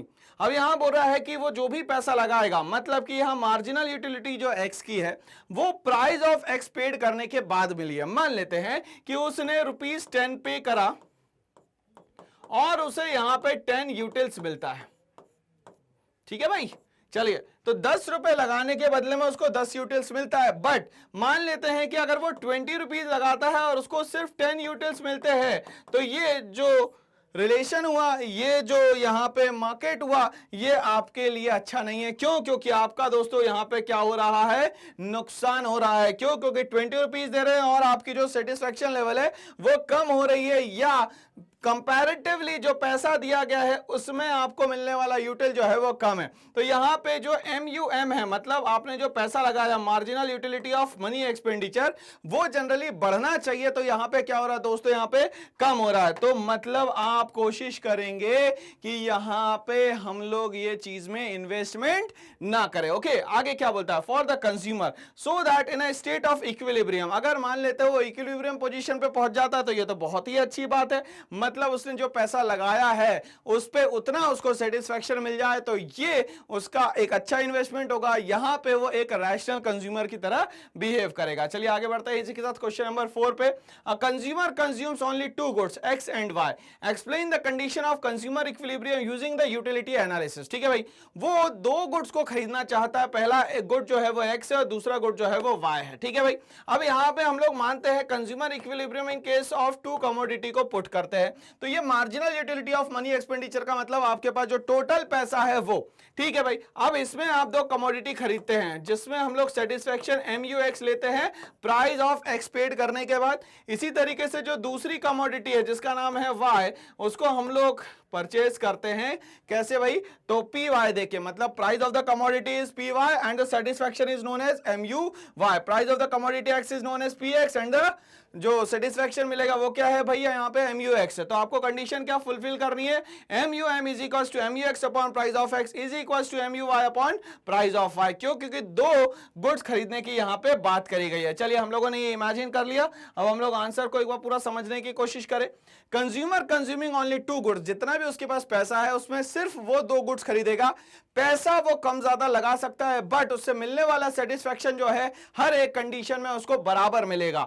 से X and Y attains equilibrium when the following condition are satisfied। पहला, marginal utility per rupee is equals to MUX upon price X must be same between both the goods purchased by consumer। thus MUX upon price of X और MUY upon price of Y। तो इन दोनों से मिलने वाला satisfaction जो है वो बराबर होना चाहिए। ये सबसे इंपॉर्टेंट कंडीशन हो गई भाई यहाँ पे। ओके, उसके बाद क्या कंडीशन हो सकती है, marginal utility of money remains constant. Marginal utility जो मिलने वाली है मनी पे वो क्या है दोस्तों, यहाँ पे कांस्टेंट है। दैट इज MUX और प्राइस ऑफ X और MUY upon price of Y should be equal to MUM। But condition क्या बोलता है कि MUM के बराबर होना जरूरी है, which implies that utility per rupee obtained by the consumer from X and good Y should be equal to the marginal utility of money। thus MUM is equals to MUX upon price of X और MUY upon price of Y। Last condition क्या बोलता है, law of diminishing marginal utility. जैसे जैसे किसी चीज का आप कंजप्शन कंटिन्यूअसली करते चले जाएंगे वैसे वैसे सेटिस्फेक्शन लेवल जो है आपका दोस्तों कम होता चला जाएगा। ठीक है, must hold goods implying that marginal utility declines as more and more of a commodity is consume. जैसे जैसे आप किसी कमोडिटी का कंजप्शन करते चले जाएंगे वैसे वैसे आपका जो सेटिस्फैक्शन लेवल है वो कंटिन्यूअसली कम होते चले जाएगा। क्यों? क्योंकि सेम टाइम पे same quantity, same quality, same size में और सेम प्राइस पे करने पे अगर आपको चीज मिलेगी तो आपका सेटिस्फैक्शन लेवल भी दोस्तों क्या हो जाएगा? कम हो जाएगा यहां पे। तो इस तरीके से हमें पूरी कंडीशन समझ में आ गई भाई कि दो कमोडिटीज के बीच में हमें किस तरीके से रिलेशन यहां पे क्रिएट करना है। क्वेश्चन नंबर 5 पे हम लोग आते हैं। ये कहता है consumer consumes only two goods x and y, explain happen if MUX और प्राइस ऑफ एक्स। दूसरा MUY और प्राइस ऑफ वाई। अगर मान लेते हैं हम लोग यहां पे देखते हैं कि ये जो MUX है और प्राइस ऑफ एक्स है ये अगर इससे बड़ा हो जाए तो फिर क्या होगा कंडीशन यहां पे। तो अब हम लोग बात करेंगे क्वेश्चन नंबर 5 की। क्वेश्चन नंबर 5 हम लोगों से क्या कहता है भाई, ध्यान से समझिएगा। तो कंज्यूमर इक्विलिब्रियम में सारे क्वेश्चन लगभग कंज्यूमर से रिलेटेड होंगे या आपके सेटिस्फैक्शन लेवल से रिलेटेड होंगे। और हमें पता है सेटिस्फैक्शन लेवल जो है वो दो पार्ट्स में डिवाइडेड हो गया है, कार्डिनल यूटिलिटी और ऑर्डिनल यूटिलिटी। चलिए क्वेश्चन नंबर 5 स्क्रीन पे आ चुका है आपके। क्या कहता है ये, a consumer consumes only two goods x and y, explain happen. मतलब क्या हो रहा है यहाँ पे भाई, ये बोल रहा है कि भाई दो गुड्स है, एक तो हो गया एक्स और एक हो गया वाई। ठीक है, अगर यहाँ पे तीन कंडीशन मैं बोलूं तो ये पहली कंडीशन ग्रेटर देन हो सकती है, दूसरी कंडीशन इक्वल्स टू की हो सकती है और तीसरी कंडीशन ये हो सकती है भाई। मतलब एक बार एक्स बड़ा है, दूसरी बार वाई बड़ा है और एक बार जो है एक्स और वाई दोनों ही क्या है, बराबर है। बट यहाँ कंडीशन बोलता है कि एक्सप्लेन हैपन इफ MUX और प्राइस ऑफ एक्स, मतलब जितना आपने प्राइस पे किया है और उस पर मिलने वाली जो क्या है भाई सेटिस्फैक्शन लेवल है। ठीक है, क्या ये इससे बड़ा हो सकता है क्या MUY upon price of y से, ये आपको यहाँ पे दोस्तों डिफाइन करना है। चलिए हम लोग समझने की कोशिश करते हैं। इस पोजीशन में हम लोग यहाँ पे इक्विलिब्रियम कंडीशन पे आते हैं। Equilibrium of the consumer in case of to commodities occurs when, ये किस केस में हो सकता है। पहला बोलता है MUX और प्राइस ऑफ एक्स अगर किसके बराबर हो जाए, MUY और प्राइस ऑफ वाई के बराबर हो जाए, या MUX और price of x is greater than MUY upon price of y, the consumer would increase the consumption of x. अब यहाँ पे क्या हो गया है कि जो कंज्यूमर है उसने एक्स कमोडिटी का कंजप्शन जो है वो बहुत ज्यादा बढ़ा दिया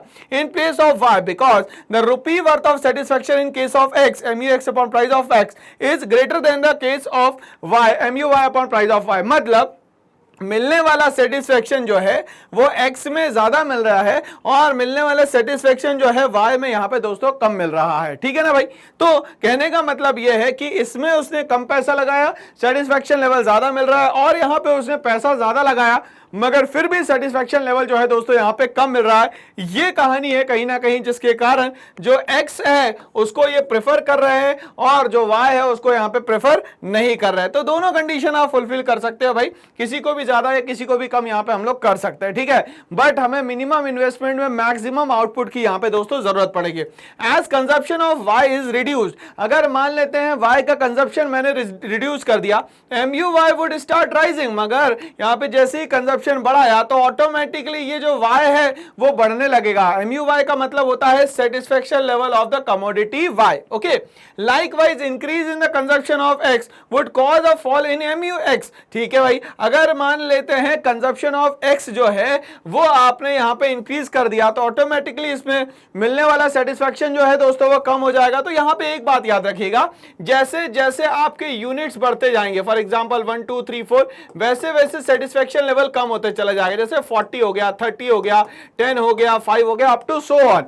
मतलब यहां पे कमोडिटी का कंजप्शन आपने बढ़ाया और यहां पे सेटिस्फैक्शन लेवल जो है वो कम होने लगेगा, जिसको हम लोग बोलते हैं इनवर्सली प्रोपोर्शनल या बोल सकते हैं हम लोग vice versa relation. The process of substituting x for y would continue till MUX upon price of x is equals to MUY upon price of y। ये कब तक के प्रोसेस चलता रहेगा, जब तक कि वो दोनों इक्वल ना हो जाए। दोनों का मतलब सर यहाँ पे दोनों का मतलब होता है यहाँ पे गुड्स, गुड एक्स और गुड वाई, दोनों की यहां पे बात हो रही है। And the equilibrium is achieved when the consumer maximize his satisfaction. और कंज्यूमर क्या करेगा, अपने यहां पे सेटिस्फैक्शन को मैक्सिमम लेवल तक के ले जाने की कोशिश करेगा with minimum level of investment या उसके पास जो अमाउंट ऑफ मनी है उसमें से। चलिए आगे बढ़ते हैं। इसी के साथ क्वेश्चन आता है what is a budget line. आपको पता है भैया आपके जेब में जो पैसा है और वो जो पैसा है आपके पास वही आपकी लिमिट है, उसी को हम लोग बोलते हैं यहां पे बजट लाइन। मतलब कि किसी किसी इंसान के पास कितना खर्चा करने के लिए कितना पैसा रखा हुआ है, ना वो उससे ज्यादा खर्चा कर सकता है ना वो उससे ज्यादा उसके लिए सोच सकता है। इसी सिस्टम को हम लोग बोलते हैं दोस्तों यहाँ पे budget line. Why is it downward sloping? ये धीरे धीरे करके डाउनवर्ड स्लोप क्यों होता है भाई? जाहिर सी बात है, अगर मान लेते हैं हमारे पास जो भी पैसा है वो एक ही चीज को खरीदने में लगाएंगे तो मिलने वाला सेटिस्फेक्शन हर एक लेवल पे क्या होने लग जाएगा दोस्तों?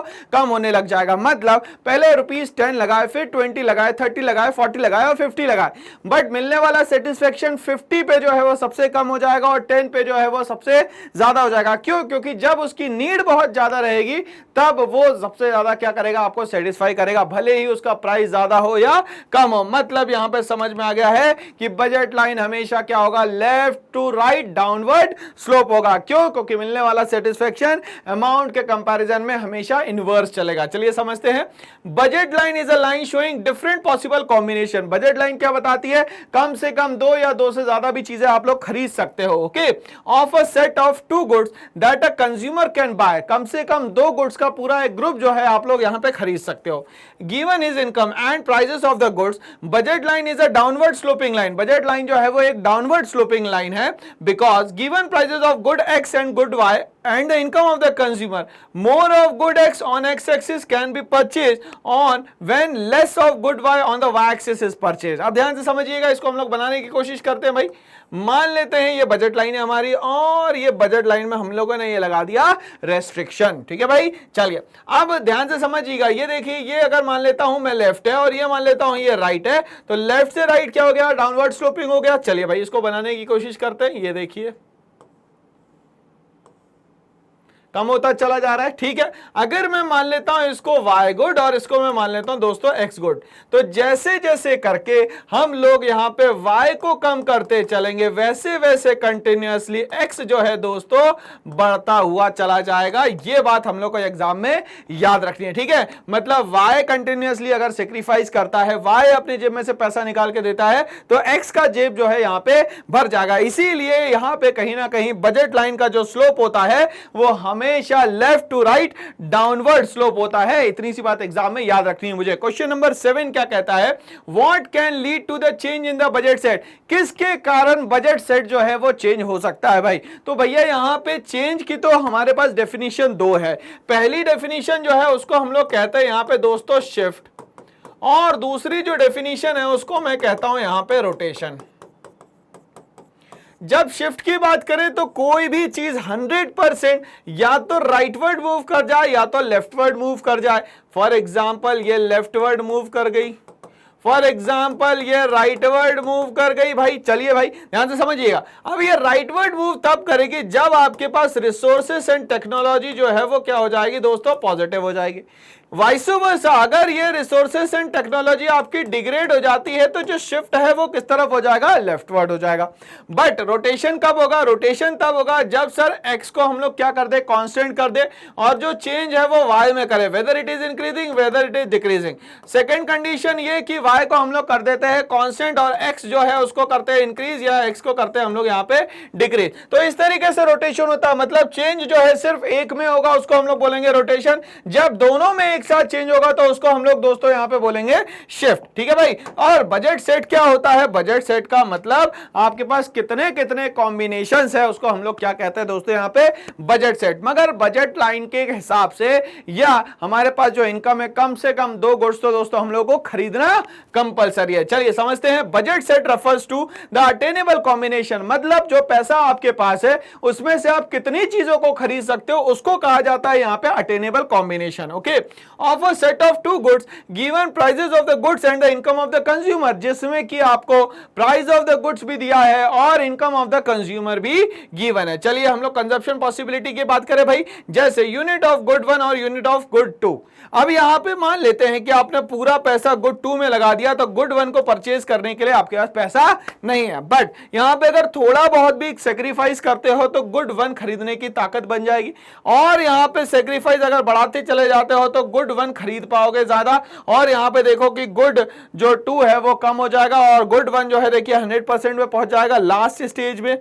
मगर पहली स्टेज में पूरा जो पैसा था वो गुड 2 में लगाया था और यहाँ पे किस में लगाया भाई, गुड वन में लगाया। ठीक है, तो इस तरीके से हमें समझना है sacrifice by one product and gaining by the another product is known as budget set. ठीक है, चलिए हम समझते हैं आगे।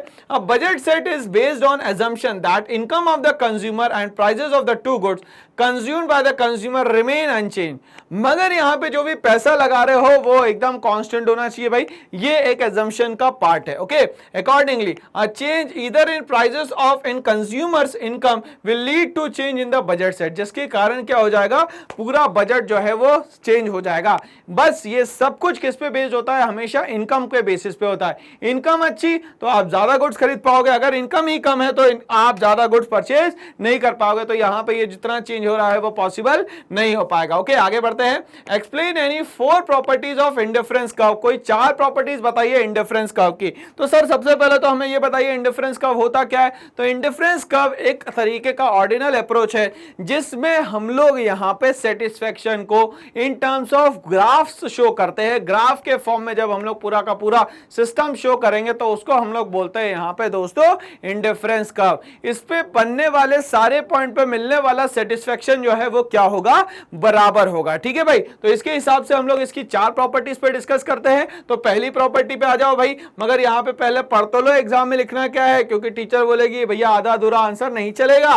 द प्रिंसिपल प्रॉपर्टीज और characteristics of indifference curve are as follows. Number 1, indifference curve are negatively sloped और they slope downward. ये बोल रहा है कि जब भी आप इंडिफरेंस कर्व बनाएंगे तो वो हमेशा क्या करेगा भैया, नेगेटिवली स्लोप करेगा। मतलब लेफ्ट से लेके राइट ये डाउनवर्ड स्लोप होगा, इसीलिए इसको कहा गया है negatively sloped. Okay, and indifference curve slopes from left to right. भैया डाउनवर्ड स्लोप होगा हमेशा लेफ्ट से राइट। क्यों? क्योंकि एक गुड का सेक्रीफाइस दूसरे गुड का गेन कहलाता है। It shows that more of one commodity implies less of another. अगर यहां से y में से निकाला गया है तो x में जोड़ा गया है, ये वाली बात हमें याद रखनी है। Okay, it shows that more of one commodity implies the other so that total satisfaction at any point on IC remains the same. इसीलिए हर एक पॉइंट पे, फॉर एग्जांपल ये A है, फॉर एग्जांपल ये B है, ये C है, तो A is equals to B is equals to C, B is equals to A is equals to C, C is equals to B is equals two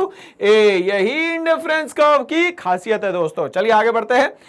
point number 2 क्या बोलता है, characteristic क्या बोलता है, या इंडिफरेंस कर्व की property क्या बोलता है। नंबर 2 ये बोलता है indifference curve are convex to the point of the origin. मतलब कि ये जो है हमेशा कॉन्वेक्स रहेगा ओरिजिन के। कॉन्वेक्स का मतलब ये देखो भाई, ओरिजिन के पास में है तो कॉन्वेक्स है, अगर दूर है तो कॉनकेव है, और बराबर है तो वो स्ट्रेट है। ये एग्जाम में याद रखिएगा। To the point of origin an indifference curve will ordinarily be convex to the origin. This is because of the diminishing marginal rate of substitution. क्यों होता है? क्योंकि diminishing marginal rate of substitution है। अब ये क्या होता है sir diminishing marginal rate of substitution? मतलब एक गुड में से पैसा निकाल के दूसरे गुड को बनाने के लिए पैसा जब लगाया जाता है उसको बोला जाता है diminishing marginal rate of substitution. तो हमें ये समझ में आया भाई कि law of diminishing marginal rate of substitution के कारण ये जो शेप है वो कॉन्वेक्स टू द ओरिजिन हो जाता है। चलिए आगे बढ़ते हैं, हम आते हैं प्रॉपर्टी नंबर 3 पे। क्या कहता है ये, higher indifference curve represent higher level of satisfaction. बोल रहा है कि जितना लेवल बढ़ाओगे इंडिफरेंस कर्व का उतना लेवल ऑफ सेटिस्फेक्शन जो है वो बढ़ता चला जाएगा। मतलब IC1 is less then IC4। चलिए अच्छी बात है ये तो भाई। चलिए समझते हैं। In indifference curve a higher indifference curve represent those combination which yield higher level of satisfaction. ये IC4 जो है हायर लेवल ऑफ सेटिस्फेक्शन देगा और IC1 जो है वो लोअर लेवल ऑफ सेटिस्फेक्शन देगा। दोस्तों आगे बोलता है then the combination on the lower indifference curve the assumption of monotonic preference. यहां पे एक बात और आ रही है, मोनोटोनिक प्रेफरेंस। सर ये होता क्या है? फॉर एग्जांपल हम लोग कहीं पे गए भाई, बहुत सारी डिशेस रखी हुई थी, बट अपने को पसंद क्या है? तो अपने को पसंद है रसगुल्ला। ठीक है भैया, तो रसगुल्ला को हम लोगों ने क्या करा, हाँ करा, और बाकी सबको क्या करा भैया, ना करा। तो किसी चीज को लीव कर देना, किसी चीज को ऑप्ट कर लेना ही कहलाता है यहां पे मोनोटोनिक प्रेफरेंस। मतलब ये रिमेन्स को छोड़ दो, रेस्ट को छोड़ दो और बेस्ट को यूज कर लो। इसको कहते हैं दोस्तों हम लोग यहां पे monotonic preference of the consumer permits it to conclude that greater the consumption higher the level of satisfaction. क्यों? क्योंकि यहां पे जो है बंडल ऑफ गुड्स IC4 में ज्यादा मिलेंगे और IC1 में जो बंडल ऑफ गुड्स है दोस्तों कम मिलेंगे, इसीलिए यहां पे हायर इंडिफरेंस कर्व का लेवल ऑफ सेटिस्फेक्शन भी क्या होता है? हायर होता है। आगे बोलता है indifference curve does not touch X axis और Y axis, this is because, अब ये बोल रहा है कि इंडिफरेंस कर्व जो है पूरी तरीके से ना एक्स एक्सिस को टच करता है ना वाई एक्सिस को टच करता है। ठीक है भैया, इस तरीके से मैंने अगर दो इंडिफरेंस कर्व बना लिए तो एक ऐसा पॉइंट है जहां पे ये इंटरसेक्ट कर पाएगा, बाकी किसी और पॉइंट पे ये इंटरसेक्ट नहीं कर पाएगा। जैसे फॉर एग्जांपल ये ए हो गया, ये डी हो गया, ये हमारा बी हो गया, ये सर हमारा ई हो गया, ये हमारा सी हो गया। तो यहां पे हम लोग देखें कि A is greater than D, B is equals to B और यहां पे E is greater than C।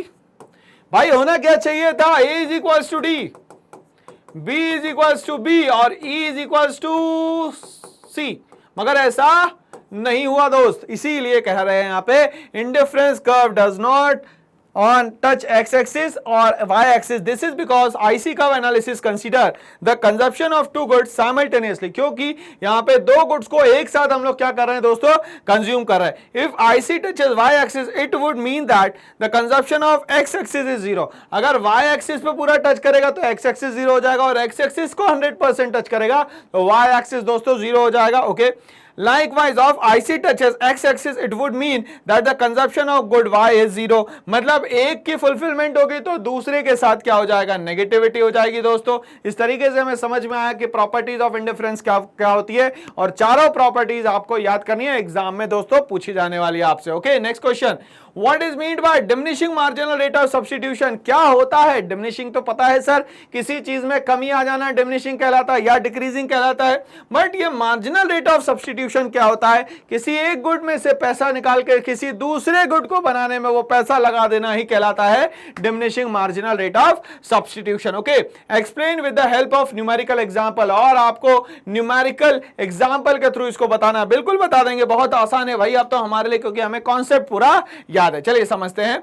Marginal rate of substitution is a rate, एक रेट मतलब वो पैसा। मान लेते हैं कि कोई गुड 2 है और कोई गुड 1 है। गुड 2 में से 100 रुपीज में से माइनस करा 20 और यहां पे प्लस कर दिया 20, तो ये प्लस 20 जो है ये रेट है जिसपे गुड 1 को बनाया जाएगा गुड 2 में से। इसको बोलते हैं मार्जिनल रेट ऑफ सब्स्टिट्यूशन, जिसमें हम लोग बात कर रहे हैं अभी मार्जिनल रेट ऑफ सब्स्टिट्यूशन में कि एक से सेक्रीफाइस और दूसरे से क्या कर रहा है? ये गेन कर रहा है। Okay, willing to substitute good 1 for good 2, और it is the rate at which a consumer is willing to give up good 2 for a unit more than good 1, it is estimated as delta good 2 upon delta good 1। मतलब change जो होगा good 2 में, ये अगर यहां से minus होगा तो यहां पे दोस्तों ये प्लस हो जाएगा। मतलब यहां पे ये हो जाएगा दोस्तों सेक्रीफाइस और ये यहां पे हो जाएगा गेन। चलिए, eight any point on IC, और ये किस पॉइंट की बात कर रहा है दोस्तों?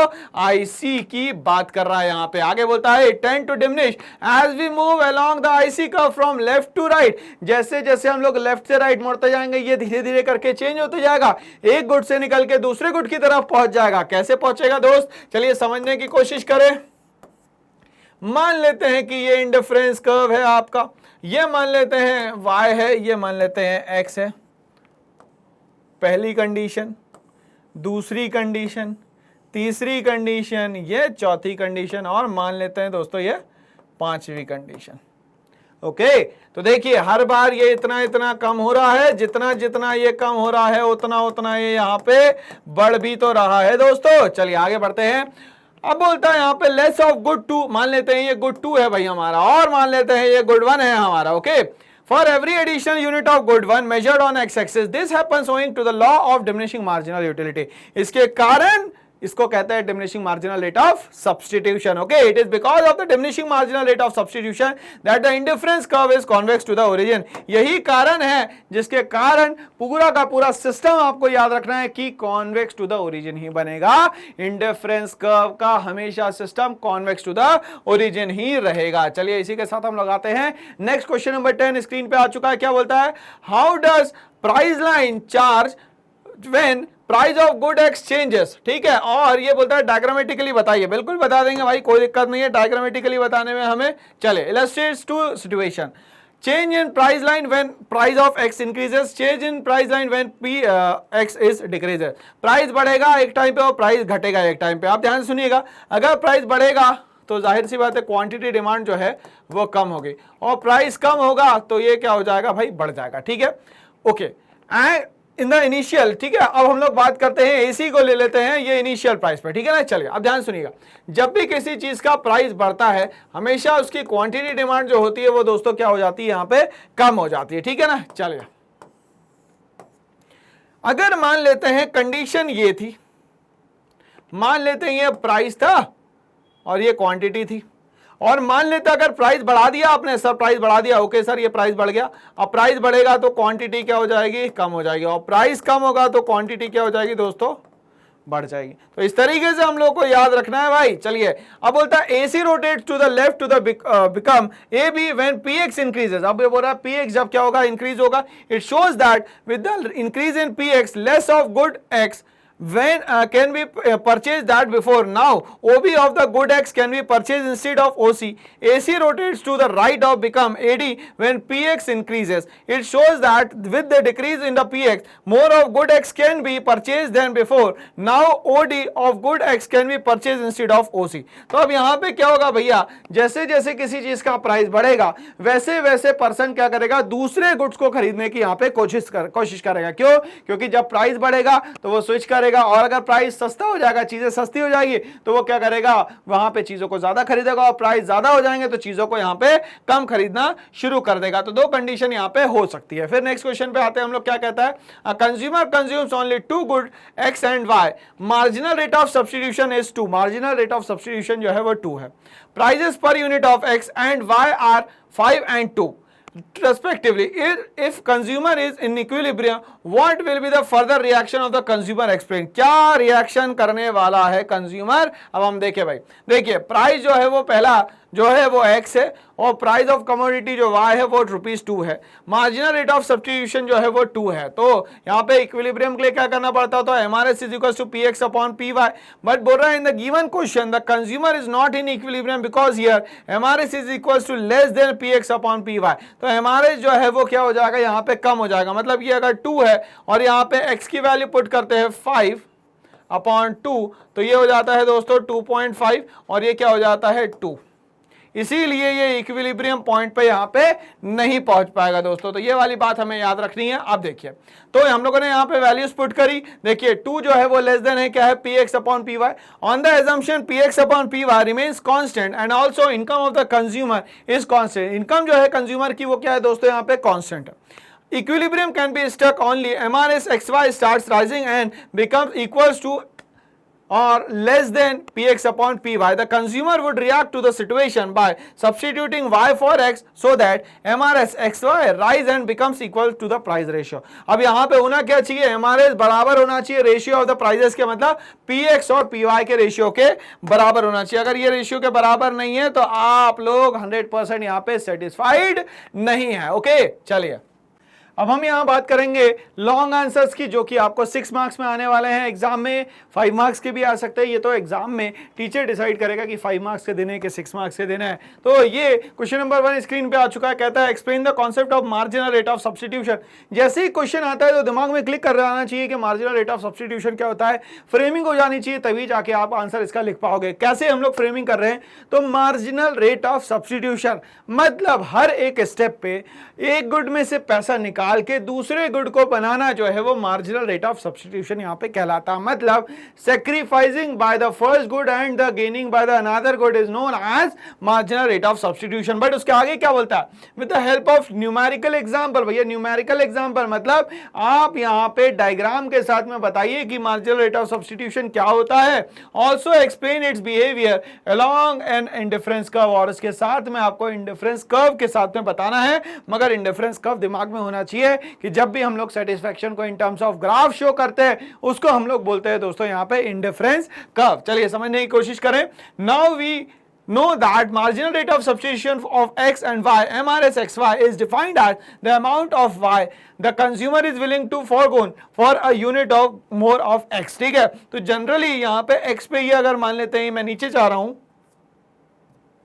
एक्स में ये कंटिन्यूसली अगर ये सेक्रीफाइस हो रहा है तो कंटिन्यूसली वाई में दोस्तों यहां पे गेन हो रहा है। ये बात एग्जाम में याद रखनी है मुझे, ठीक है ना। तो ये हो गई पहली बात। चलिए अब यहां पे देखते हैं हम लोग, जैसे ये 10 से कम हुआ तो ये देखिए 1 बढ़ गया, यहां पे ये कम हुआ ये बढ़ गया, यहां पे ये कम हुआ ये बढ़ गया, और ये कम हुआ ये बढ़ गया। मतलब continuously A B C D ये वो पॉइंट्स है जहां पे कंटिन्यूसली सेक्रीफाइस होता गया, और यहां पे रेशियो बना जैसे 3:1, 2:1, यहाँ पे 1:1, इस तरीके से सेक्रीफाइस होता चला जा रहा है, और y में कम हो रहा है और x में ये चीजें जो है वो कंटिन्यूसली बढ़ती चले जा रही है। चलिए समझते।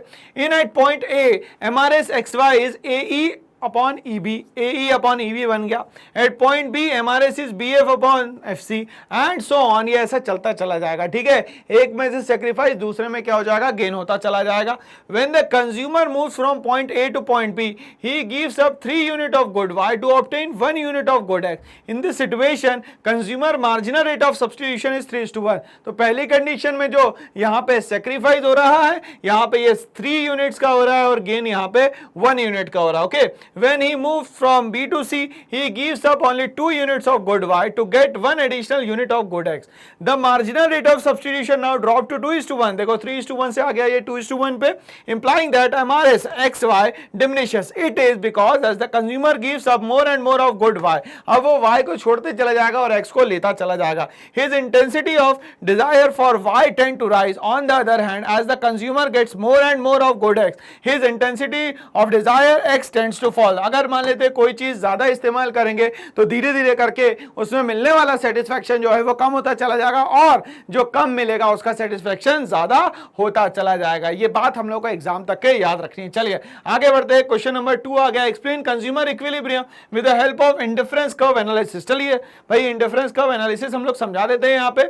इन terms of indifference curve analysis a consumer attains equilibrium when MRS marginal rate of substitution जो है वो PX अपॉन PY के बराबर हो जाएगा। तो इसको बोलते हैं हम लोग यहाँ पे क्या भाई, इक्विलिब्रियम कंडीशन, ठीक है ना। इक्विलिब्रियम कंडीशन बस किसमें, तो ये इंडिफरेंस कर्व में इक्विलिब्रियम की कंडीशन बनती है, ओके।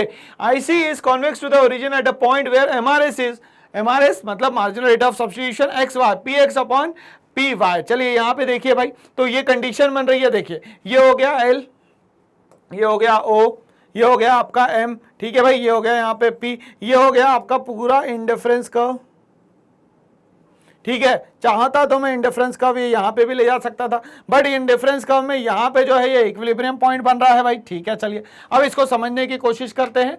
बोलता है Q is the point of equilibrium here IC and price line PP are tangent to each other. अब यहाँ पे जो प्राइस लाइन है, मतलब प्राइस लाइन को अगर मैं ऐसे बना देता हूं तो इसके ऊपर मैं इंडिफरेंस कर्व बना देता हूं, भैया ये लीजिए, ये बन गया मेरा, तो ये टेंजेंट हो गया इस पे, ठीक है। और ये वाला पॉइंट जो है वो क्या हो गया दोस्तों, इक्विलिब्रियम पॉइंट हो गया टू ईच अदर। और it is here that the slope of IC slope of price line, और it is here that MRS is equals to PX upon PY, मतलब price of commodity X upon price of commodity Y indicates by the slope of price line.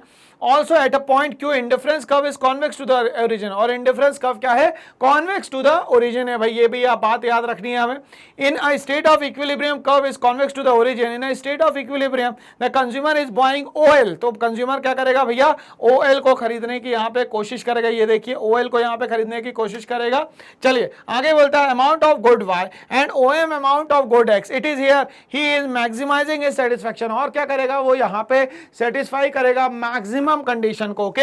Any departure from its this point would only mean lesser satisfaction, अगर इस point से वो ऊपर या नीचे की तरफ जाएगा तो सेटिस्फैक्शन लेवल जो है वो क्या हो जाएगा दोस्तों, यहाँ पे चेंज हो जाएगा। आगे बढ़ता है, क्वेश्चन नंबर 3 क्या कहता है, explain the condition of consumer's equilibrium with the help of indifference curve. ठीक है भैया, कंज्यूमर इक्विलिब्रियम बता देना है हम लोग को किसके हेल्प से, इंडिफरेंस कर्व की हेल्प से।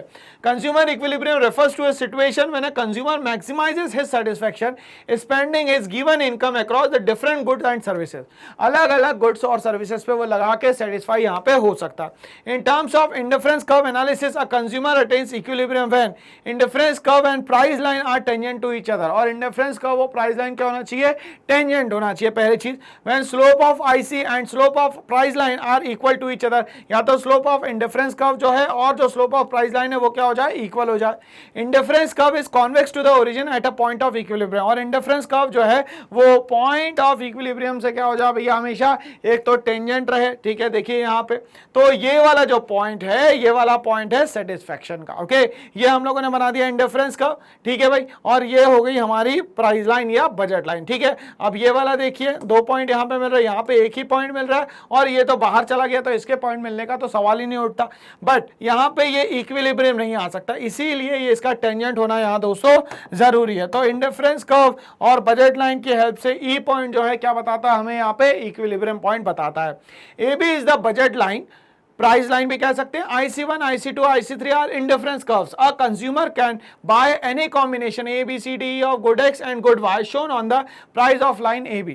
अब ये किसी में भी बताया जा सकता है। He cannot get any combination of IC3 as it away from price line AB। He can buy those combination which are not only in on the price line। वो चीजें ही नहीं खरीदेगा जो प्राइस लाइन पे नहीं आ रही है। क्यों? क्योंकि उसको कॉम्बिनेशन ही नहीं मिलेगा। और दूसरा ये अनअटेनेबल हो जाएगा। क्यों? क्योंकि उसके पास जो इनकम है वो बहुत ही लिमिटेड हो दोस्तों। आगे बोलता है out of A B C D and E combination the consumer will be in equilibrium at combination E because at this point price line AB is tangent to the highest indifference IC2।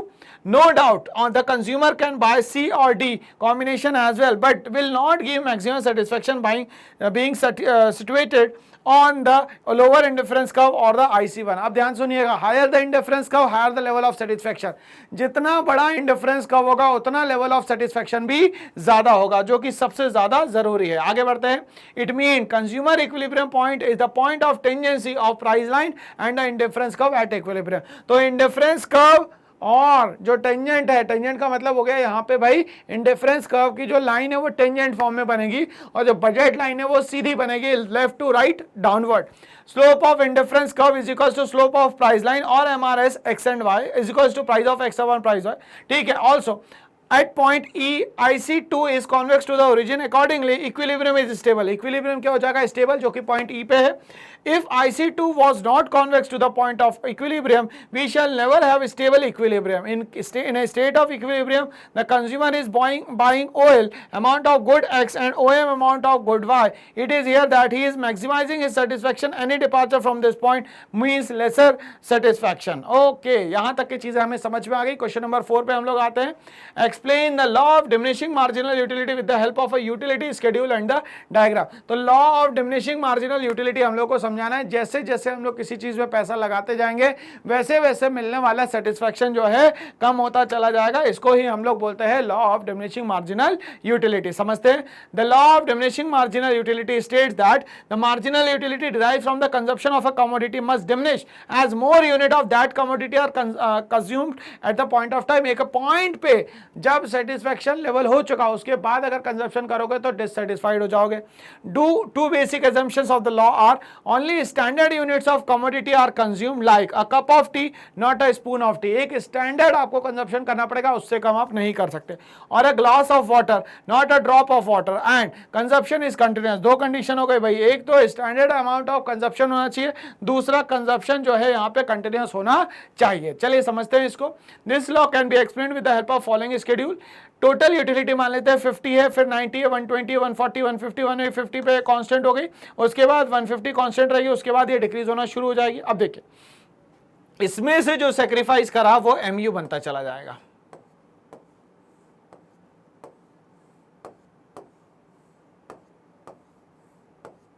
मतलब कि total utility of X commodity is equal to sum total of marginal utility X। ये बात याद रखनी है। या तो हम लोग बोल सकते हैं marginal utility is equal to delta TU upon delta Q, या हम लोग बोल सकते हैं टोटल यूटिलिटी अगर हम लोगों को क्या करनी है भैया, फाइंड आउट करनी है, तो हम लोग को U1 plus U2 plus U3 up to so on U in terms of n लगाना पड़ेगा। और मार्जिनल यूटिलिटी के लिए हम लोग एक और काम कर सकते हैं, TUN माइनस 1, ये वाले फॉर्मूले लगा के भी हम लोग इसको बना सकते हैं या फाइंड आउट कर सकते हैं। चलिए आगे बढ़ते हैं इसी के साथ। The given table reveal that at the consumer consume more of commodity X the marginal utility diminishes. अगर कमोडिटी X पे ज्यादा ध्यान देगा तो कमोडिटी Y कम हो जाएगी, और Y पे ध्यान देगा तो X कमोडिटी कम हो जाएगी। Accordingly marginal utility curve slopes downward from left to right. MU curve cuts across X axis. MU क्या करेगा, X एक्सिस पे ये कट अक्रॉस करेगा, इंप्लाइंग दैट MU में इवन जीरो और नेगेटिव। देखिए MU यहां से कंटिन्यूअसली स्लोप डाउनवर्ड हो रहा है, उसके बाद ये आ गया point of satiety when mu is equals to 0 which is known as point of satiety और सैचुरेशन पॉइंट। इसके बाद जो ये पॉइंट बनेगा ये नेगेटिव mu का बनेगा, मतलब mu पॉजिटिव होगा, फिर 0 होगा और फिर क्या हो जाएगा दोस्तों यहाँ पे नेगेटिव हो जाएगा। चलिए क्वेश्चन नंबर 5 पे आते हैं हम लोग। क्या बोलता है, explain the condition determines how many units of good the consumer will by at a given price. एक पर्टिकुलर प्राइस पे वो कितने गुड्स खरीद सकता है ये हमें बताना है। Given price of the commodity, the consumer will first ascertain the marginal utility schedule from the consumption of goods. Marginal utility सबसे पहले देखेगा वो कि कितना पैसा लगाने पे उसको कितना यहाँ पे सेटिस्फेक्शन मिल रहा है। As a second step he will find MU per rupee, MUM मतलब marginal utility of money expenditure देखेगा कि उसको प्राइस कितना पे करना पड़ रहा है और सेटिस्फेक्शन कितना मिल रहा है, और rupee worth of satisfaction as he consumes more and more unit of the commodity, उस हिसाब से वो कंजप्शन बढ़ाता चला जाएगा। As a third step he will compare rupee worth of the satisfaction from every additional unit with the MUM marginal utility of the money expenditure, और हर एक यूटिलिटी पे, हर एक गुड्स पे मिलने वाला सेटिस्फेक्शन जो है वो यूटिलिटी में हम लोग शो करेंगे। जितना ज्यादा सेटिस्फेक्शन उतना ज्यादा हम लोग चीजों को परचेज करना पसंद करेंगे। Finally he will consume that much of a commodity where MUM is equals to MUX upon price of X. In his entire exercise it is assumed that law of diminishing marginal utility had goods. Second, marginal unit of goods the consumer will buy MUX upon price of X is equals to MUM. Marginal utility of money remains constant. ये assumption है जो हमें follow करना जरूरी है। Law of diminishing marginal utility hold goods, मतलब कि यहाँ पे law of diminishing marginal utility follow करना जरूरी है। Marginal utility of money expenditure और यहाँ पे MUM is equals to MUX upon price of X होना जरूरी है। ओके, तो इसके बाद ही चीजें जो है यहाँ पे आपको समझ में आएगी। तो इसी के साथ हमारा पूरा सफरनामा जो है समाप्त होता है। किस चीज का सर? तो कंज्यूमर इक्विलिब्रियम जो चैप्टर नंबर 2 है आपका, वो आज हम लोगों ने कंप्लीट किया, जिसमें कि हम लोगों ने वेरी शॉर्ट लॉन्ग बट इसके साथ हम लोगों ने MCQ भी करे हैं पूरे के पूरे। तो एग्जाम में ये सारे क्वेश्चंस आने वाले हैं, तो इसके लिए प्रिपेयर करिए और मेरे साथ बने रहिए। Thanks for watching all.